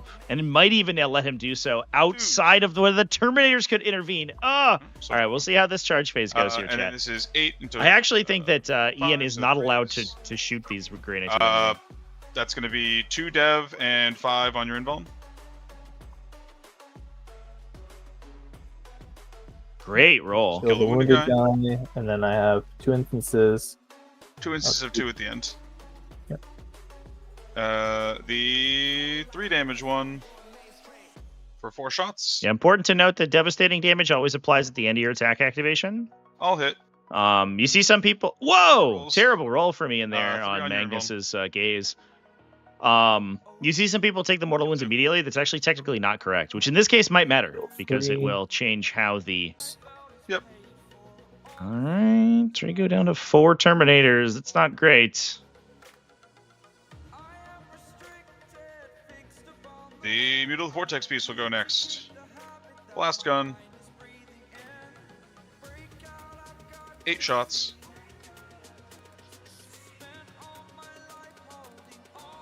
You're rolling. All are going to hit. 6 are going to wound on your invuln.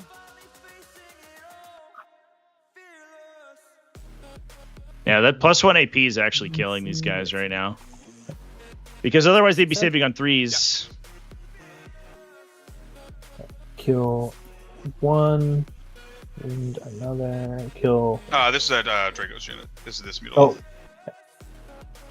Yeah, you can see that guy on the back. So just kill and wound.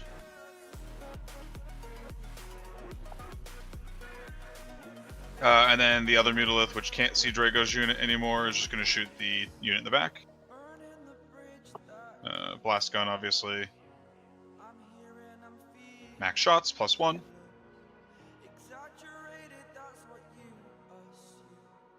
Drop those. Drop those. 2 saves, please. What a phenomenally Is this also atrocious Drago? roll. No, I don't believe this Mutalith can see Drago, so Incredible. this is to the other unit. That's okay. I'm sure Rancor will take it this way. do I So- get cover? Not on the guy who's taking the wound. Maybe Yeah. on the guy. Yeah. Maybe on this guy, but I only fail 1, so I give this yeah, guy. that's what I was like. I was like, the answer was like maybe, but Ugh, that was Yeah, so doesn't many matter dead here. Terminators this Doesn't turn, matter. chat. That's what we were worried about, I think. I mean, this Thousand Suns army does have a prodigious, availability of 3 damage weapons that's all my gun. to clear out Terminators. That was big. Let's see Charge what the time. charges do. They're just gonna charge your strikes. Yeah, going right in the strikes. All right, we have to pay attention to this heroic intervention. What do we do? He'll get there with a 7. Checking, make sure if you want to be outside 6 or no. Yep, I'm just putting him as close as I can be at outside 6 without being. Yeah, unfortunately, that's like a perfect position for the Vortex Beast too, because it basically cannot make the charge where it can base the and Strike he'll Marines stomp because on you. Drago's physically there. See. So Drago's engagement range prevents it from Don't setting see up in the this charges position. I'm attempting. So even if Anything else where- Ian like box cars that charge, I think this is still a legal position. That's Drops it's 2. basically the worst Drops possible none. 3 saves, situation for please. Rancor here. 2 strikes, 7. Although I don't know if he touched the objective. Either way. Chat, he didn't do it. 3 saves. He didn't touch the objective. Who's the dude? Oh no! Does Rancor hold it? Yeah, he has to keep the Strike Marine there because the Vortex Beast is going to glom onto it if it can't consolidate if he's there. Okay. And then This is the only combat, right? yeah, just trying to think. I'm not going to consult. You haven't drawn Overforce yet, so I'm not going to consolidate him. Oh, Take he it from you holds it. unless He you retains it locked let in, me take it so away from you. Rancor can You leave would now. also only be going farther away from me, so you wouldn't be able to consolidate anyway. Yeah, I guess that's fair. That's I huge. So can't he be seen as retains bad. the lock on the objective. But He doesn't have to regardless, I'm not going reestablish over it. there. Okay. Although I guess in this situation, because the Strike Marines are still there, they didn't get killed. They would end up unbattle shocking and recontrolling it anyway. So in this position, take both. Ian's probably correct for not Turn to worrying you. about the consolidation there. I'm scoring both. They could have been cute, but I don't think it ultimately ended up mattering. It would have mattered if Magnus had like shot the Strike Marines to death, but in this case, they didn't do that. All right. Behind enemy lines, going to score out for 3 points here. Established Locust going to score out for 4 points because we have the unit in the back line. And that is Ian up 22 going into bottom 4. Okay. Vancor's going to score 10 points to help equalize that.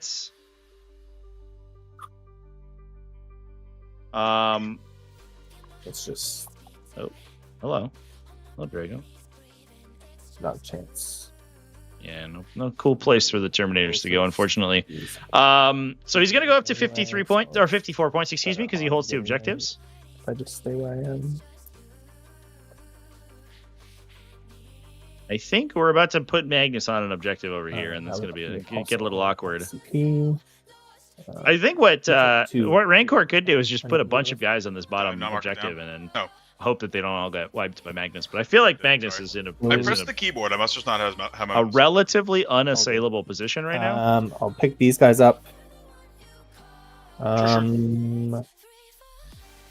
It's hard to kill. It's hard to get hits on him right now that are reasonable. I mean, Drago could try. He is anti-demon. But Psychic Dominion's going to mess up, and the Zangor and Lightened are in a perfect spot to prevent any really good deep strikes on him. Points. Not really many points I can get over there anyway. Okay, so just the one pick. That was a great turn from Ian. He's got to be pretty chuffed after that one. I think I've got you pretty screened out of my DZ. Actually, I know I do. So Clend and behind enemy lines are the draws. Yeah, no position to jump in over here. I think Ian mentioned there's a position that they could be dropped in over here, but he just gets shot by the battle shock. Before by the internal master. Green unit can pretty easily cleanse on. Cleanse could be 2 points with a Terminator squad potentially, but I mean Rancor would like 2 of them, but there's Zangor and Lightened everywhere right now. It's so hard to get a drop. That was not that behind enemy lines drop was not what he wanted to see.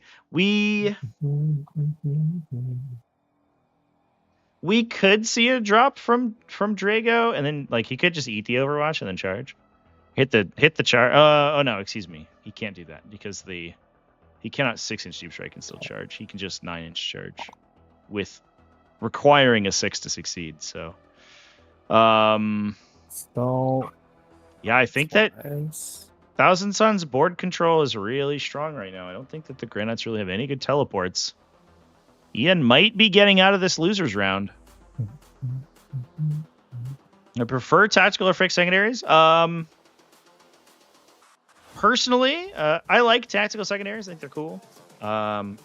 As a game mechanic, I like them, and generally speaking, they tend to be a little bit more powerful than fixed. Outside of some very specific instances.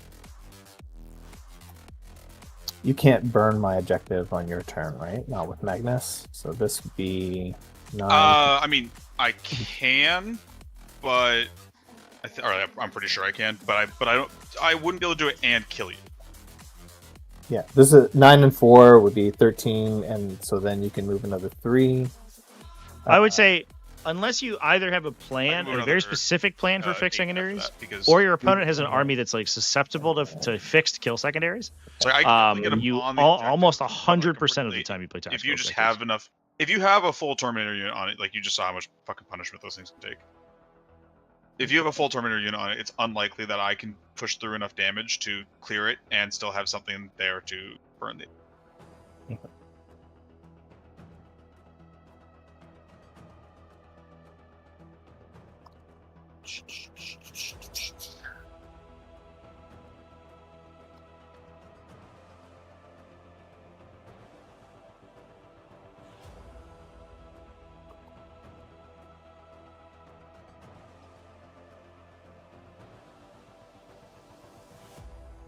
Like I said, I think Magnus is a trap, so I'm not going to worry about trying to kill him. Magnus is a trap. Get rid of. That does tend to be the case so many times. For CP. Here's 9. Well, that's even more not happening.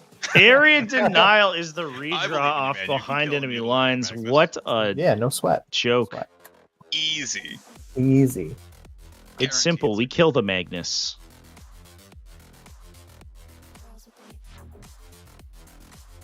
So Uh, he's there, and then Magnus.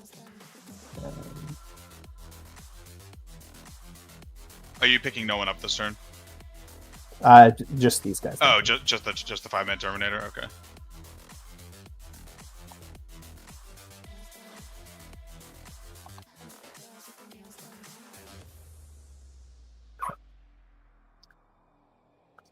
These guys go that way. Stop it. Did you battle shock for Drago, if it matters? Will. Let's see. Good. Didn't fail this time.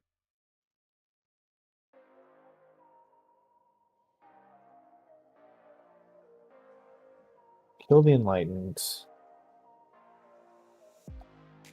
Kill Forge Fiend. Kill. Sit on objective. Kill more Edolith.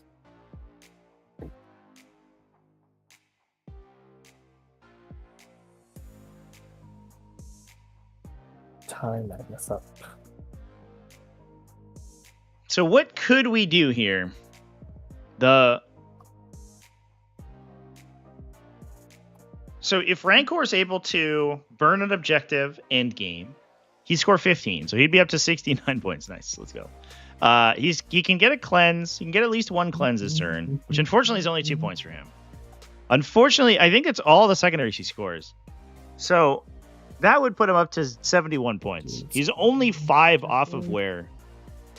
Do you want Ian to end is? that before you put those guys down? Did you want to end that move within 9 of my goats? Yeah, that's fine. Okay.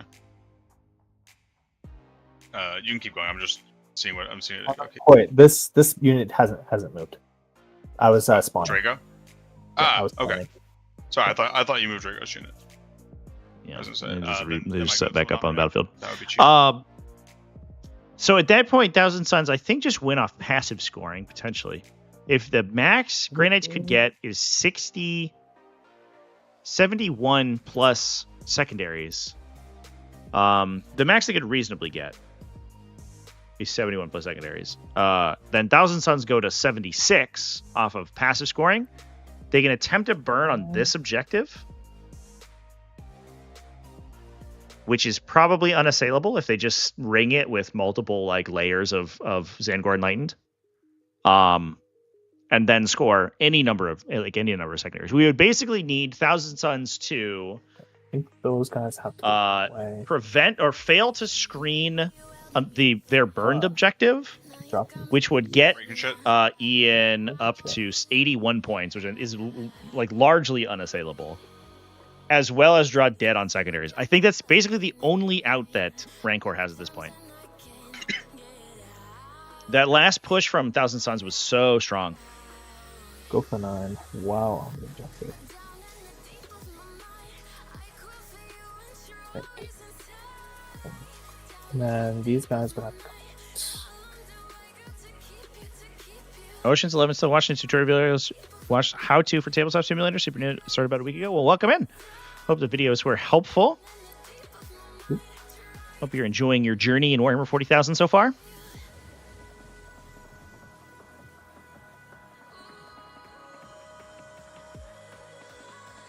So this could trigger some reactive moves from the Zangor Enlightened here, which would... I don't know if that's going to do too much. What it could do is actually pull them forward to make a charge from the Paladins really weird.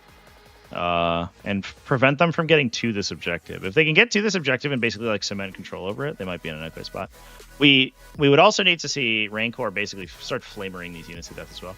He has to kill all the utility that Thousand Suns have, and I don't know if he has enough attacks. But this is basically the situation I was saying at the beginning of the game, here, chat, that You can see Forge Thousand Suns do have the capacity to, I think, just push through this Grey Knight army. Like they they have Don't tools to care. deal with the chicanery the Grey Knights have, but they also, I think, just Big have the reactive damage to moving. just straight up kill them. Times is 2 units. The small unit. It's gonna go 4.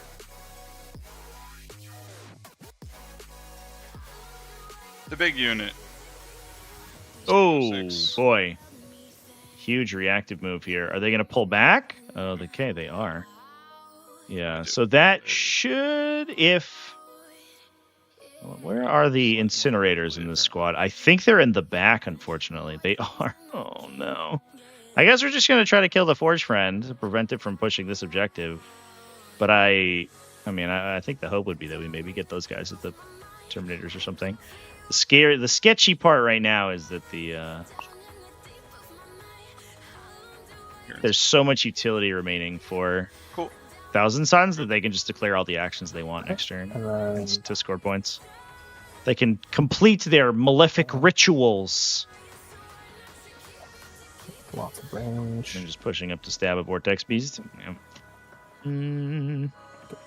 I wonder if you go for like the 1% chance that Drago actually just kills Magnus. He has anti-demon 2+ on his gun and his sword. His sword hits for 3 damage, can't be damage reduced by Magnus's impossible form. And I think you can... Oh, we don't have enough CP to use this Mortal Wound strat. If Rancor had 2 command points, he could use a Radiant Strike to grant his psychic weapons devastating wounds. And then Drago, if he full converts 2s into 2s, his Titan Sword, he hits Magnus for 18 and just one-shots him. But it's a 2 CP strat for that reason, obviously. And he could also they could deal some damage going in. If Magnus was dead here, so there's a potential that The bubble appears. the remaining guns can't clear off the Grey Knights. But I guess the Infernal Master back here is actually the danger. Because the Infernal Master could kill Drago, like, lickety split, basically. Yeah, you're good. Nope. Okay, so I can just make the bubble up. Yeah, purple's the default for TTS. They didn't they didn't change their Great. highlight colors. Okay. We're going to fire Drago first into the Enlightened in the middle. Sure, the 3-man. Yeah. We're going to fire the Drago Stormbolter first. I think it's just the 2 in the ruin that can see them. Yeah, these 2 can't. Yes. Yeah. And then the other 2 will fire the guns into the Forge Fiend. So those hit. 1 wound, AP 0. Kills 1. All right, great. His Psychic. 2 hits. 1 wound, AP 2, ignore cover. 2 Damage. damage. 2 damage. Kill 1. And then heavy weapon is Flamer. 2. AP 1, ignore cover. Kill him. Hey, efficient. Nice. And then Stormbolter and the Mutalith. Just try to do this quickly. Nothing. Okay, that's them. Then this unit will fire into the Mutalith Vortex Beast. Sure. Flamer. 4. It's so funny because 3. it almost feels like inconsequential shooting. But Grey Knights have such a volume of Stormbolters that they do actually start stacking damage onto big stuff. And the Incinerators themselves are like, they're just River Row gambling. They're basically just fishing for damage on big things. But the chances you clip them for like 5 damage by just rolling like that, basically, is pretty high. This Terminator unit will fire into the Forge Fiend. Flamer. 2. Click 1, choose blue. Well, you have to do it for the whole army, right? Which is like actually really annoying, time consuming to change the highlight color. That's the downside. Nothing. Okay, and then we'll spend for a grenade into the Forge Fiend. Sure. Who remembers when Grey Knights used to literally just have a grenade effect that messed with only psychers? Now they just have the grenades keyword. All right, and they do kill the force fiend with the grenade. Very nice. That's one piece off the table, threatening the home objective. It's out. Now we're going for a big charge. So 2 flamers and 12 stormbolters. Going to go into the Mutilith Vortex Beast. 2 flamers.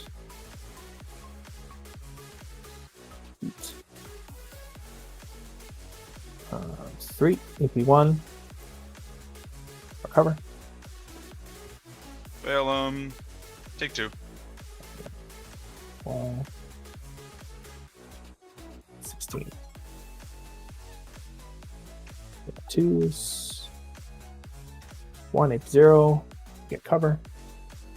We're good. Good. Okay.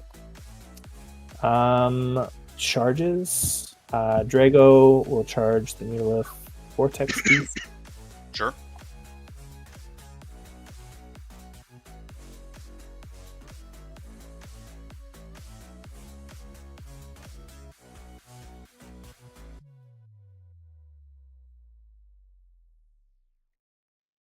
Imagine how much better the game would be with Psychic. Nice. You know, chat, I don't disagree. It would be pretty rad. Go here. Okay. It's the 1 inch. And then these Terminators will charge the Mutilith Vortex Beast. 12. Okay. I can't fit there. I think a 12 fails. I think it still fails. Okay. Ugh, Yeah, exactly. unfortunate. I don't think if they were to get into. Yeah. Hot damn. That sucks. Paladin. Right. That sucks. We'll charge the Mutilith Vortex Beast. Sure. 6. Much more modest.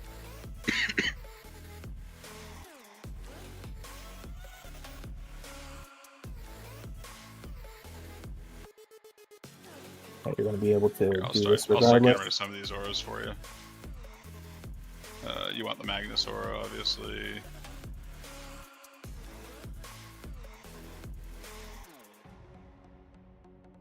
Can't pace. Go this way.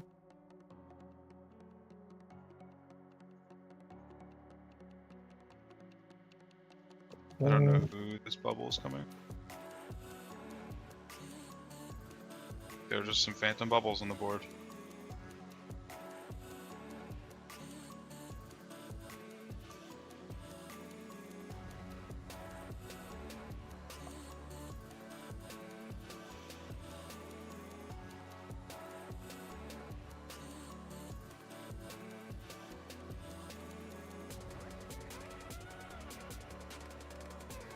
Okay. That's with the that? charge. Yep. I'll heroic you, Magnus. Interesting. Get there with the 7. I don't know if I like this move here, chat. What? So this does give Magnus movement. But what it doesn't let him do, but what it might let him do, or what it might happen is that he gets locked up here. So he's not able to sort of appropriately move around the battlefield. Okay. He's good there? Yeah, I'm just trying to make sure that. Are we going to charge the second unit? Is... Ooh, You oh, can- well. cool. Just moving our guys. So yeah, Magnus will go. You don't have a delete thing on your side. There you go. Yeah, Magnus will go there because you can't fit a Terminator base in between them, so you can't get onto the objective. Unless you kill the Mutilith or Magnus, I guess. Which is the plan. Easy game. Terminators will charge the Rubiks. No. Okay. All right. Fights. I'm gonna do. Yeah, no interrupt available. Ian's holding 1 CP for Psychic Dominion. Where does it get used? Is the question. These two. I think you swing everything like down here first and try to bait out the Dominion and before you swing at Magnus. It's cooler if he's facing it. Grey Knights versus Thousands with no Psychic. Well, one side is Psychic. The weird part is that Grey Knights used to have a bunch of anti-Psychic tech, right? Because they were anti-demon. All the demons are Psychers. And They got rid of it. So it's like weird watching Thousand Suns cast spells and Grey Knights having no psychic hoods. Like, what's happening right now? Okay. So as many as possible. Hold on. I think. Yeah, there you Go. go.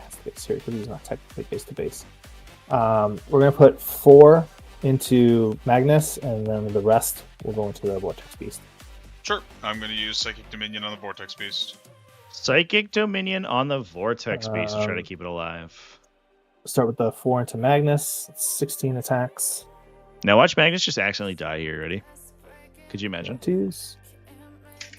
We're gonna 5. Oh, he Nothing. flubbed out Absolutely. so hard. Cool. Absolutely And punished. then- 0 damage.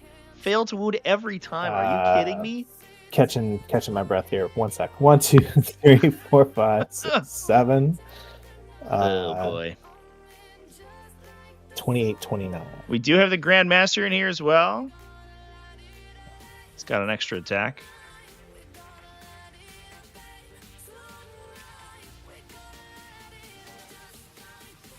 T10. 8. It's wild how much stronger the Oh, brother that's captain 4? is at So surviving, at dealing damage on to psychic forks. weapons. Unfortunately, Grandmaster's not that great. take 3. So take 6. Sounds good. I have to take hazardous, so it's 11 dice. Oh yeah, he had the 4+ field no pain active there. That was pretty good. Know your place. Yeah. Okey-dokey. You think that's a force Draco, weapon? No, this is a Vortex- force Vortex weapon. Beast. Sure. Heinous, absolutely Vortex, heinous. So we'll just do him first. I do wonder if we just fall Magnus back to take That's this what we objective. Although he put on can't these, shoot or charge or anything, so he's just like 2s, vibing. You're doing I'm not a lot. sure about that heroic Uh, intervention, chat, 4. because Pass the it field. does restrict what Magnus gonna can do do? this coming turn.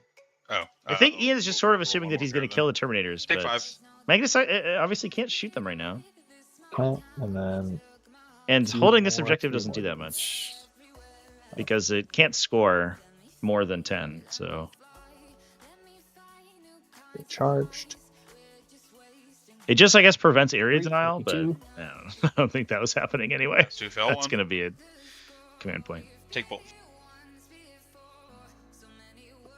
Magics of change your weapons into pool damage. Remember when Magnus used to literally turn you into a chaos spawn? This Mutilith will fight you back. I played against a guy in 8th edition when you had to pay reinforcement points to turn people into chaos spawn, and he paid the reinforcement points to take one spawn on his list, so Magnus could hit a guy with a stick and turn them into a spawn. Incredible. Cool. And then he did it to one of my characters. I was like, you know, honestly, can't even be mad. That's fair. 9 attacks going into Vortex Beast. 3. Wait, I think that Two. because Rancor charged here, I don't think he cleansed. Oh, I think he scored 0. Don't explode. God dang.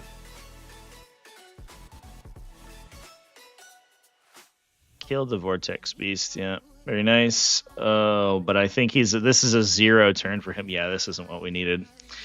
I think that was a bit of a disaster here. It should be Okay. Ian sort of rocking it out from here. I All I am can not do, sure. Ares Never say never was with Grey actually a Knights. CP this entire time. Because What a bizarre things Cleanse, could happen. I'll keep. I can discard it later. Yeah. Okay, doke. There's no reason to ever discard both secondaries in one turn. Swing. I did not. No. On your turn, I guess. I should do that. But I think that Magnus. Ian's passive scoring just overpowers here. 4 Great saves. wound roll sorry, from 3 Magnus saves, too. 1 dev. They're good. Pull out some plot armor, yeah. Mutilith. Listen, we have to complete the Terminus 4 saves. decree. Magnus, stop. We're doing a Terminus decree. 4 saves. 4 dead. 4 dead. The other Mutilith can't kill 5 strikes. The Mutilith just quadrupled Magnus's damage. Sure, dice. That's what we needed. A little butt fucking cracking this unit for a trillion. Combat. Okay. Yeah. Oh boy. Awkwardly too, with Magnus has the All movement right. buff up. He may Secondary these draw. units may literally be able to just leave and not trigger Missive Deimos as well. Recover assets and mark for That death. was What would you awkward. like And to mark? then we just shoot that unit. We'll mark the 5-man Terminators. We'll mark.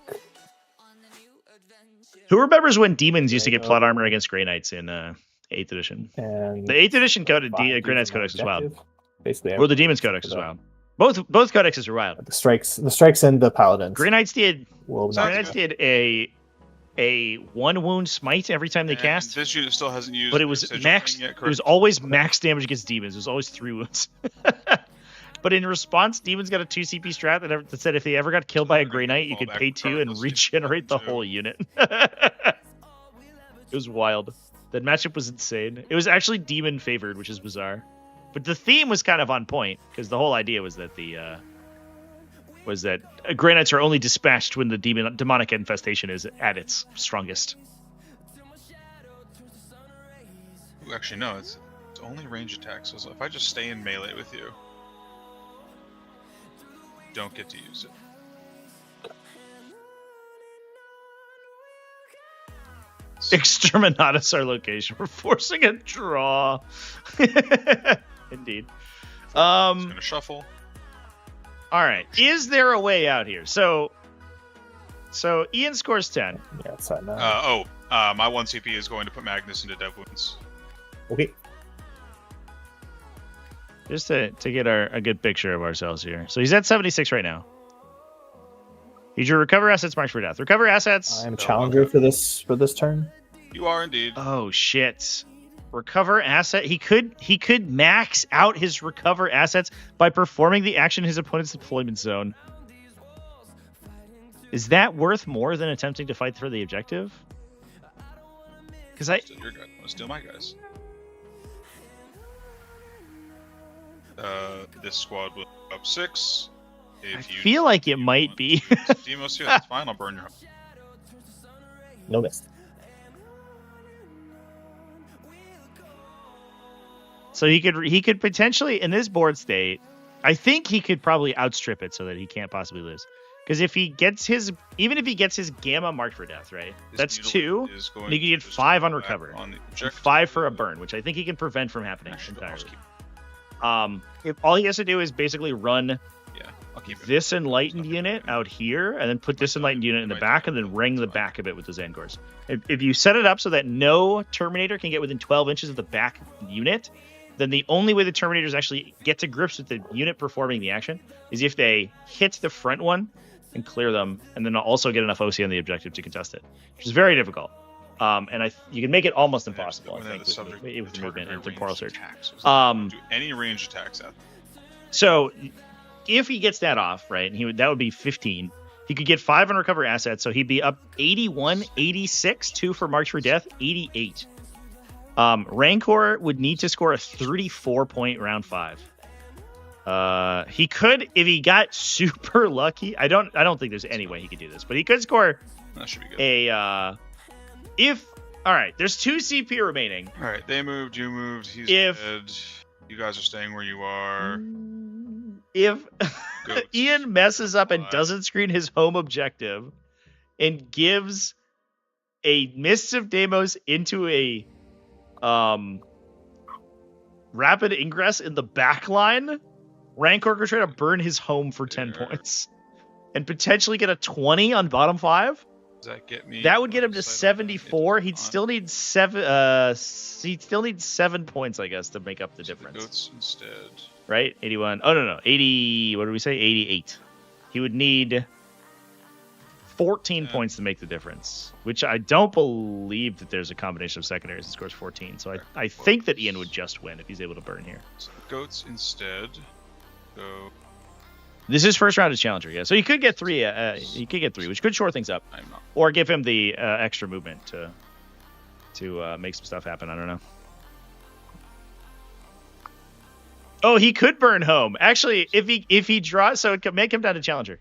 So if he draws the extra movement strat, and I then don't think this will go to prognosticated time, but arrivals just keep up. here, and then rolls high enough on the extra movement, which I think is a 3 or something, to get to the home objective and out this OC, might actually and be then my last burn it with a move, Terminator unit. aside from my format. He could burn the home if he draws Yeah. specifically Okay, the that's move pretty much- D6 so yeah, that is my challenger card.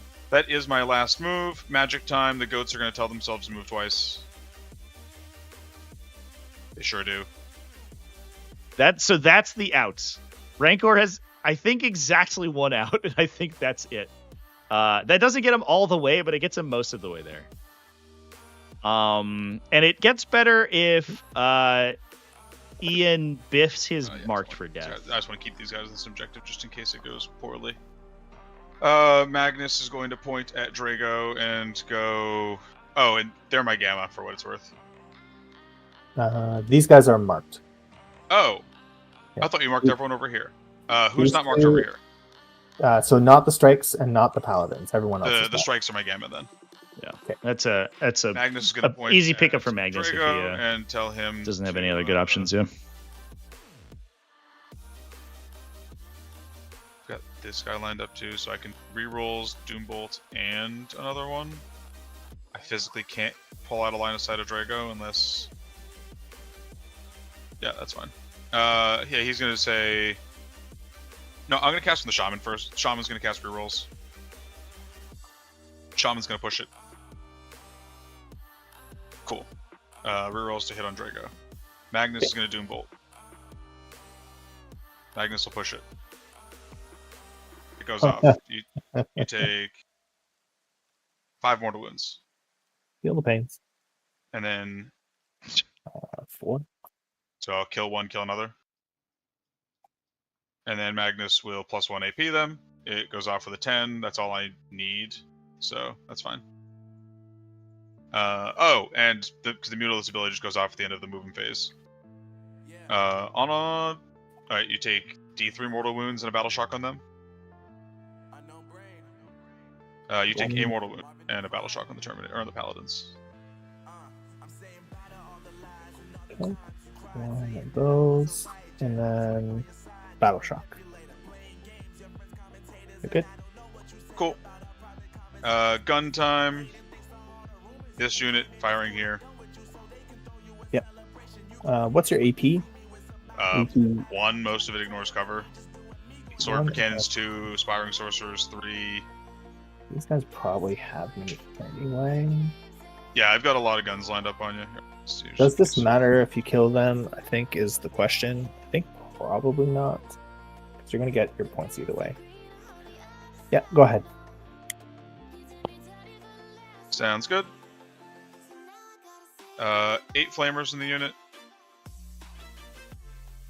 for 31 shots. Mhm. This is going to be 5s rolling because you're on an objective. 16 AP1 ignore cover. Soul Reaper cannon. 2 miss, 1 explodes.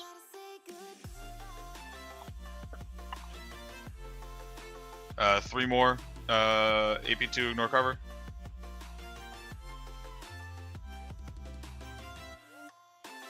Malefic Curse. Malefic Curse. Rerolling. 1 more Dev Wound.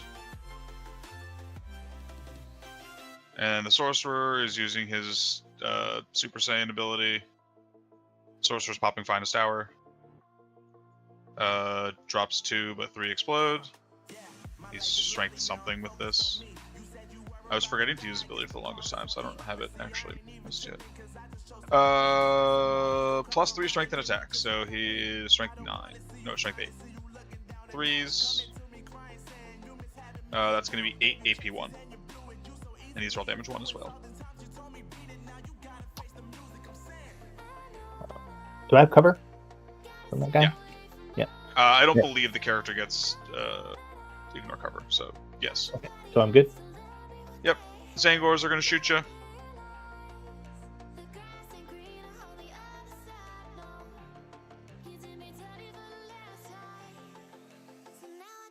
Five saves, please, on your invuln.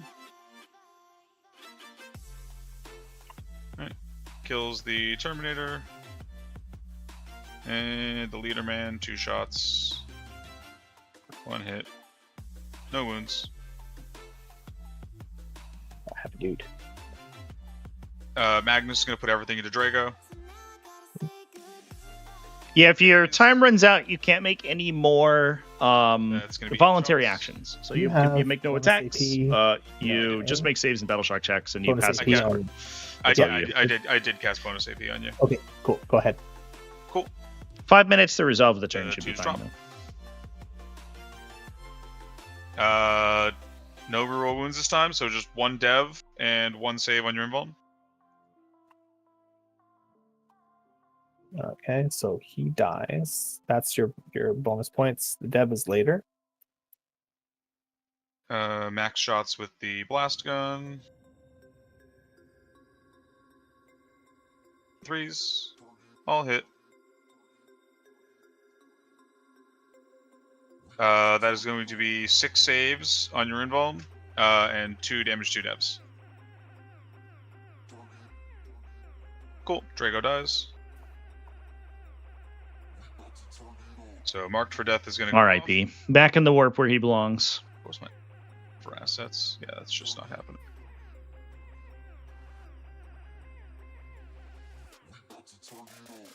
Actually, I guess I can do it for 3 really easily. Recovers between these goats and these dudes. Not attempting a burn at all. Nothing in your DZ that can do it. So. Is that right? Well, I guess we burn on the center. Okay. That's easier to counter, potentially? Squad's going to burn in the middle. Yeah. For what it's worth. Interesting. All right. Okay. Forge Fiend's going to shoot your Terminators. They will use True Sliver. Okay. 3 shots goes to 6. All hit. 5 wound. On your 3 up. Ugh. Oh, okay, that wasn't the roll. Kill. That was even worse, though. Terrible.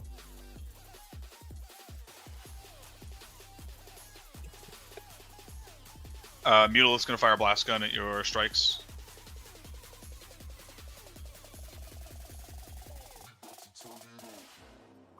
For 8 shots.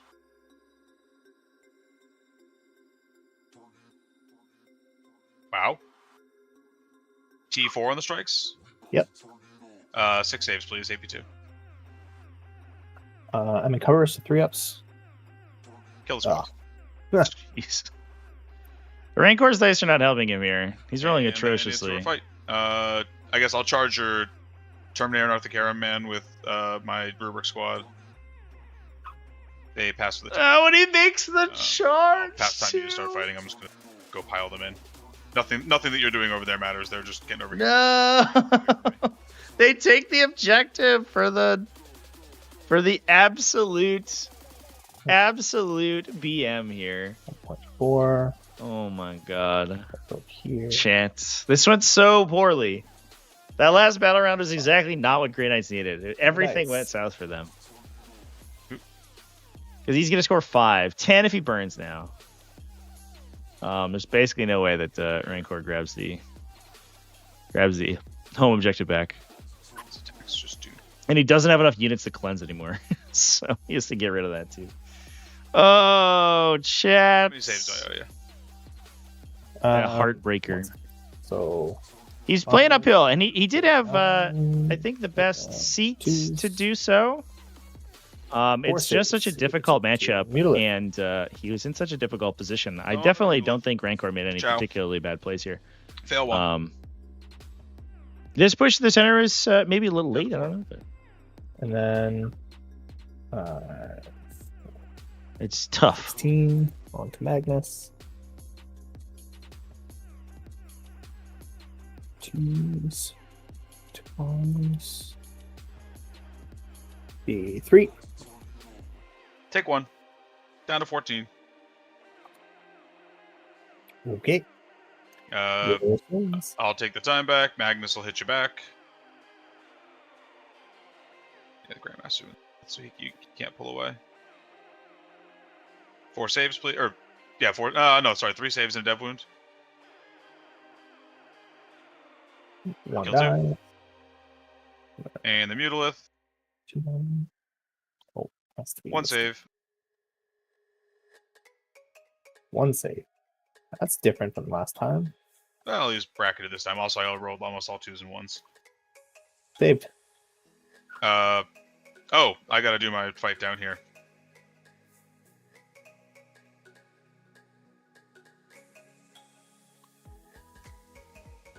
Everyone will just pile in. I've got an amount of... I'm just gonna highlight everyone and use the... Oh, there is no auto roller on this one. Sad. How many fucking close combat weapons? I can never remember rubrics. Well, 2, so 16 close combat weapons.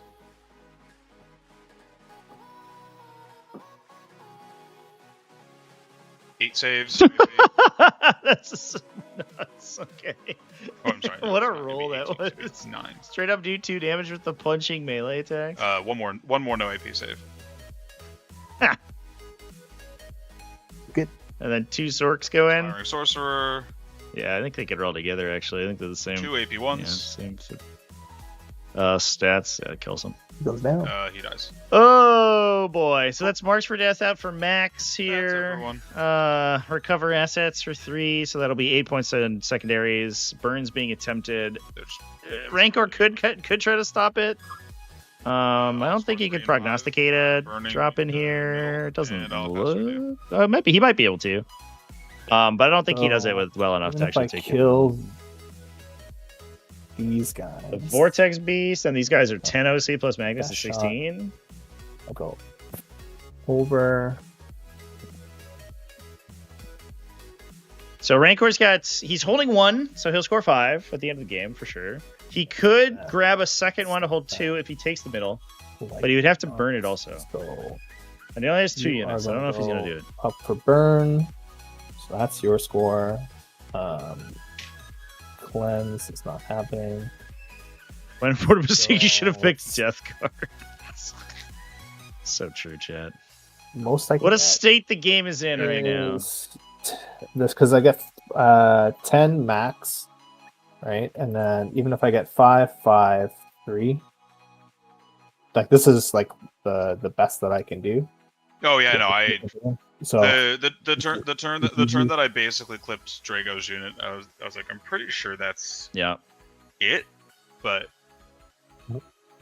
yeah, no, Yeah, that late game push, it's really tough. Great game to these two, though. What a fun matchup this is. But like, I think it's you barely killed Psychic that. Dominion's like kind of yeah, silly in the Grey your Knights, turn you did enough damage, so but makes sense. so it is an unfortunate reality of the matchup, but fun one to Yeah, watch. Even despite only having like 6 units, I had to play very close to the chest there until I got enough of an opening to be able to just can opener you. Yeah, Yeah, wondering, I felt- yeah. definitely feels like a matchup where you just have you have the volume of 3 damage, right? Where you can just push and like you might lose some Yeah, stuff I going in, but like I don't know if there's enough Terminator attacks to do too much to you because of Psychic Dominion largely too. Yeah, I was thinking that when I was planning out for this matchup. I was like, I don't know if he has enough, like physically has enough models to win this game. Unless the dice just go like super against me. The biggest issue I have is the fact that most of your army moves more than 9 if I tag you. So that's why I was having a hard time finding an engagement point. If you run more rubrics, then I have a way to get in and start my teleporting shenanigans. Oh, But for sure. you didn't give me an opening. I thought I had a pretty good setup because Drago was taking minimal damage and I was holding home and going late. But Magnus did a lot of damage on his go turn. I think if he flubs there, then I'm in a decent spot. Yeah, I mean, But so that's why on Magnus's go turn I spent 3 CP on him because I was like, nope, this man's just going off. I'm not letting him flub. oh really? Is he important to your comp?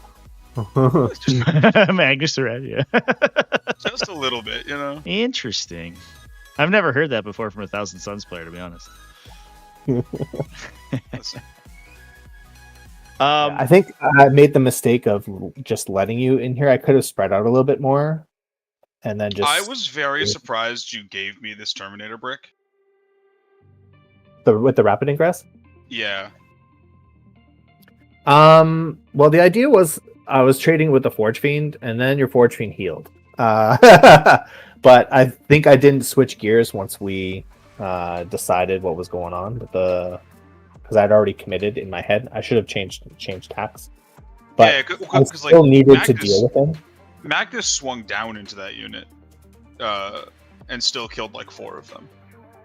Like to be honest, I was bluffing you and hoping you wouldn't go there. Well, like when you were like, I'm fine with you going there, I was like, I don't see what he can do, and now I'm scared. I'm gonna do it anyway. I thought I was just stepping on a rake, but I was like, you know what? I'm gonna step confidently on this rake. The rake was made of pool noodles though, so it was okay. Yeah, you were like, I'm fine with going that route, and I was like, what am I missing here? I don't think he can hit me next turn if I go here.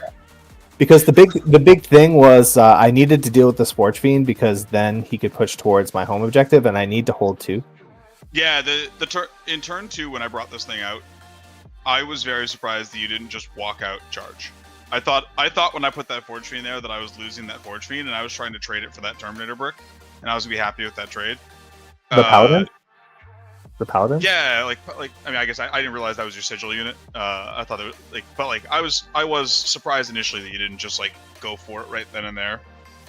Yeah, I debated that, but trading sigil early is always kind of an iffy proposition. So I had the Terminator unit in the back, which are actually pretty good into higher toughness because they get lethals on the charge. Yeah. So plan was make you flinch and then kill this thing. And I almost got it with the mortals in charge as well. So, Jokes. Well, I think if you'd fully I start- committed, then I think you would have killed it, right? Yeah, you almost swung killed the 3 in units. instead of the unit. well, the big thing is that if I swing the whole unit, then he psychic dominions. So if I go half, I do. then I get the same amount of damage on average if I do half. And because he doesn't pop the feel no pain, and if he does pop the feel no pain, I don't have the opportunity of like randomly spiking 3 or 4 hazardous tests. Oh, okay. I mean, I guess so. Yeah, I absolutely would have psychic dominion you put 7 in there. Yeah. When you didn't, I was like, all right, fine, I'll see what happens. Yeah. I was actually hoping you would die at that point, so that you couldn't run away like a coward. But it didn't. Yeah. Well, thanks for the game, you two. Ian, congratulations on making it over to losers number 2. I And, finally won an invitational. Hell yeah. It's The happening. trick was to play 1,000 Suns instead of playing into 1,000 Suns. And Rancourt, thanks for playing, man. I hope you Yeah. had a good time in these games. Yeah, always good to be on stream. Hell yeah. How's your game with Nemo? It seemed like it was a 2-point difference. It's wild. So that game, I think that if we played that game another 9 times, I would probably win 7 or 8 of them. Ooh. But the amount of tricks that army has is off the wall. Recon. Yeah. Yep. So I am favored in that matchup. We talked about it afterwards. But I had one play that I had to make Drago's charge on an 8 because he -2s the charge, and I did on the reroll. And then I had to kill one of 2 units. 60% chance to kill one, 70% chance to precision a character on the other. If I kill either of those, then I would have won the game, and I got neither. Oh, heartbreaker. Drago rolled 2 1s to hit, 2 1s to wound up against the Castellan, and then he made no saves out of the 2, and then re-rolled into a 5, and then that was the. Oh man. Yeah, and then at Shucks. the end of the game, he still had to roll a 3 up on the advance in order to get enough OC on the objective to score 5 points, and he rolled a 1 into a 3. And the 3 was exactly what he needed. Yeah. Sometimes you got to throw your hands up, and you're like, "Well, we are." At the But I whims also of should fate, sometimes. If I had just played more passive and just let him come to me, then I would have won regardless. Yeah. And I wouldn't have had to take the very good chance, but why take a chance if you don't need to? Right. Yeah. Makes sense. That's it. Cool. Well, thanks for playing, you two. I appreciate it. Yeah, thanks, guys. And we'll see you in the next Invitational, Trevi. Hell yeah. I'm looking forward to it. 1 whole year from now. Cheers. It's still weird thinking the year-long season. Yeah. All right, I'm out. Indeed. Peace. Have a good one. All right, chat. That's it for me today. Thanks everyone for hanging out with me. Before I go, let me just redirect you all to my stream this weekend. I will be streaming on Twitch tomorrow. Someone told me there's an invitational game scheduled tomorrow. However, they've never told me when it's happening. So if that occurs, I will live stream it. I have my room here for the entire until Lone Star Open, so I'm just gonna be vibing and working on stuff. So worst case scenario, I will see you all tomorrow evening on Twitch, where I'm gonna be playing a horrendous, terrible matchup, but it's for teams, so maybe it's fine, and I'll probably get horribly drunk, and we'll see how it goes. Otherwise, I will see you this weekend at the Lone Star Open 2025. If you're there, please come hang out with me and say hi. Otherwise, I'll see you in the chats. Cheers, everyone.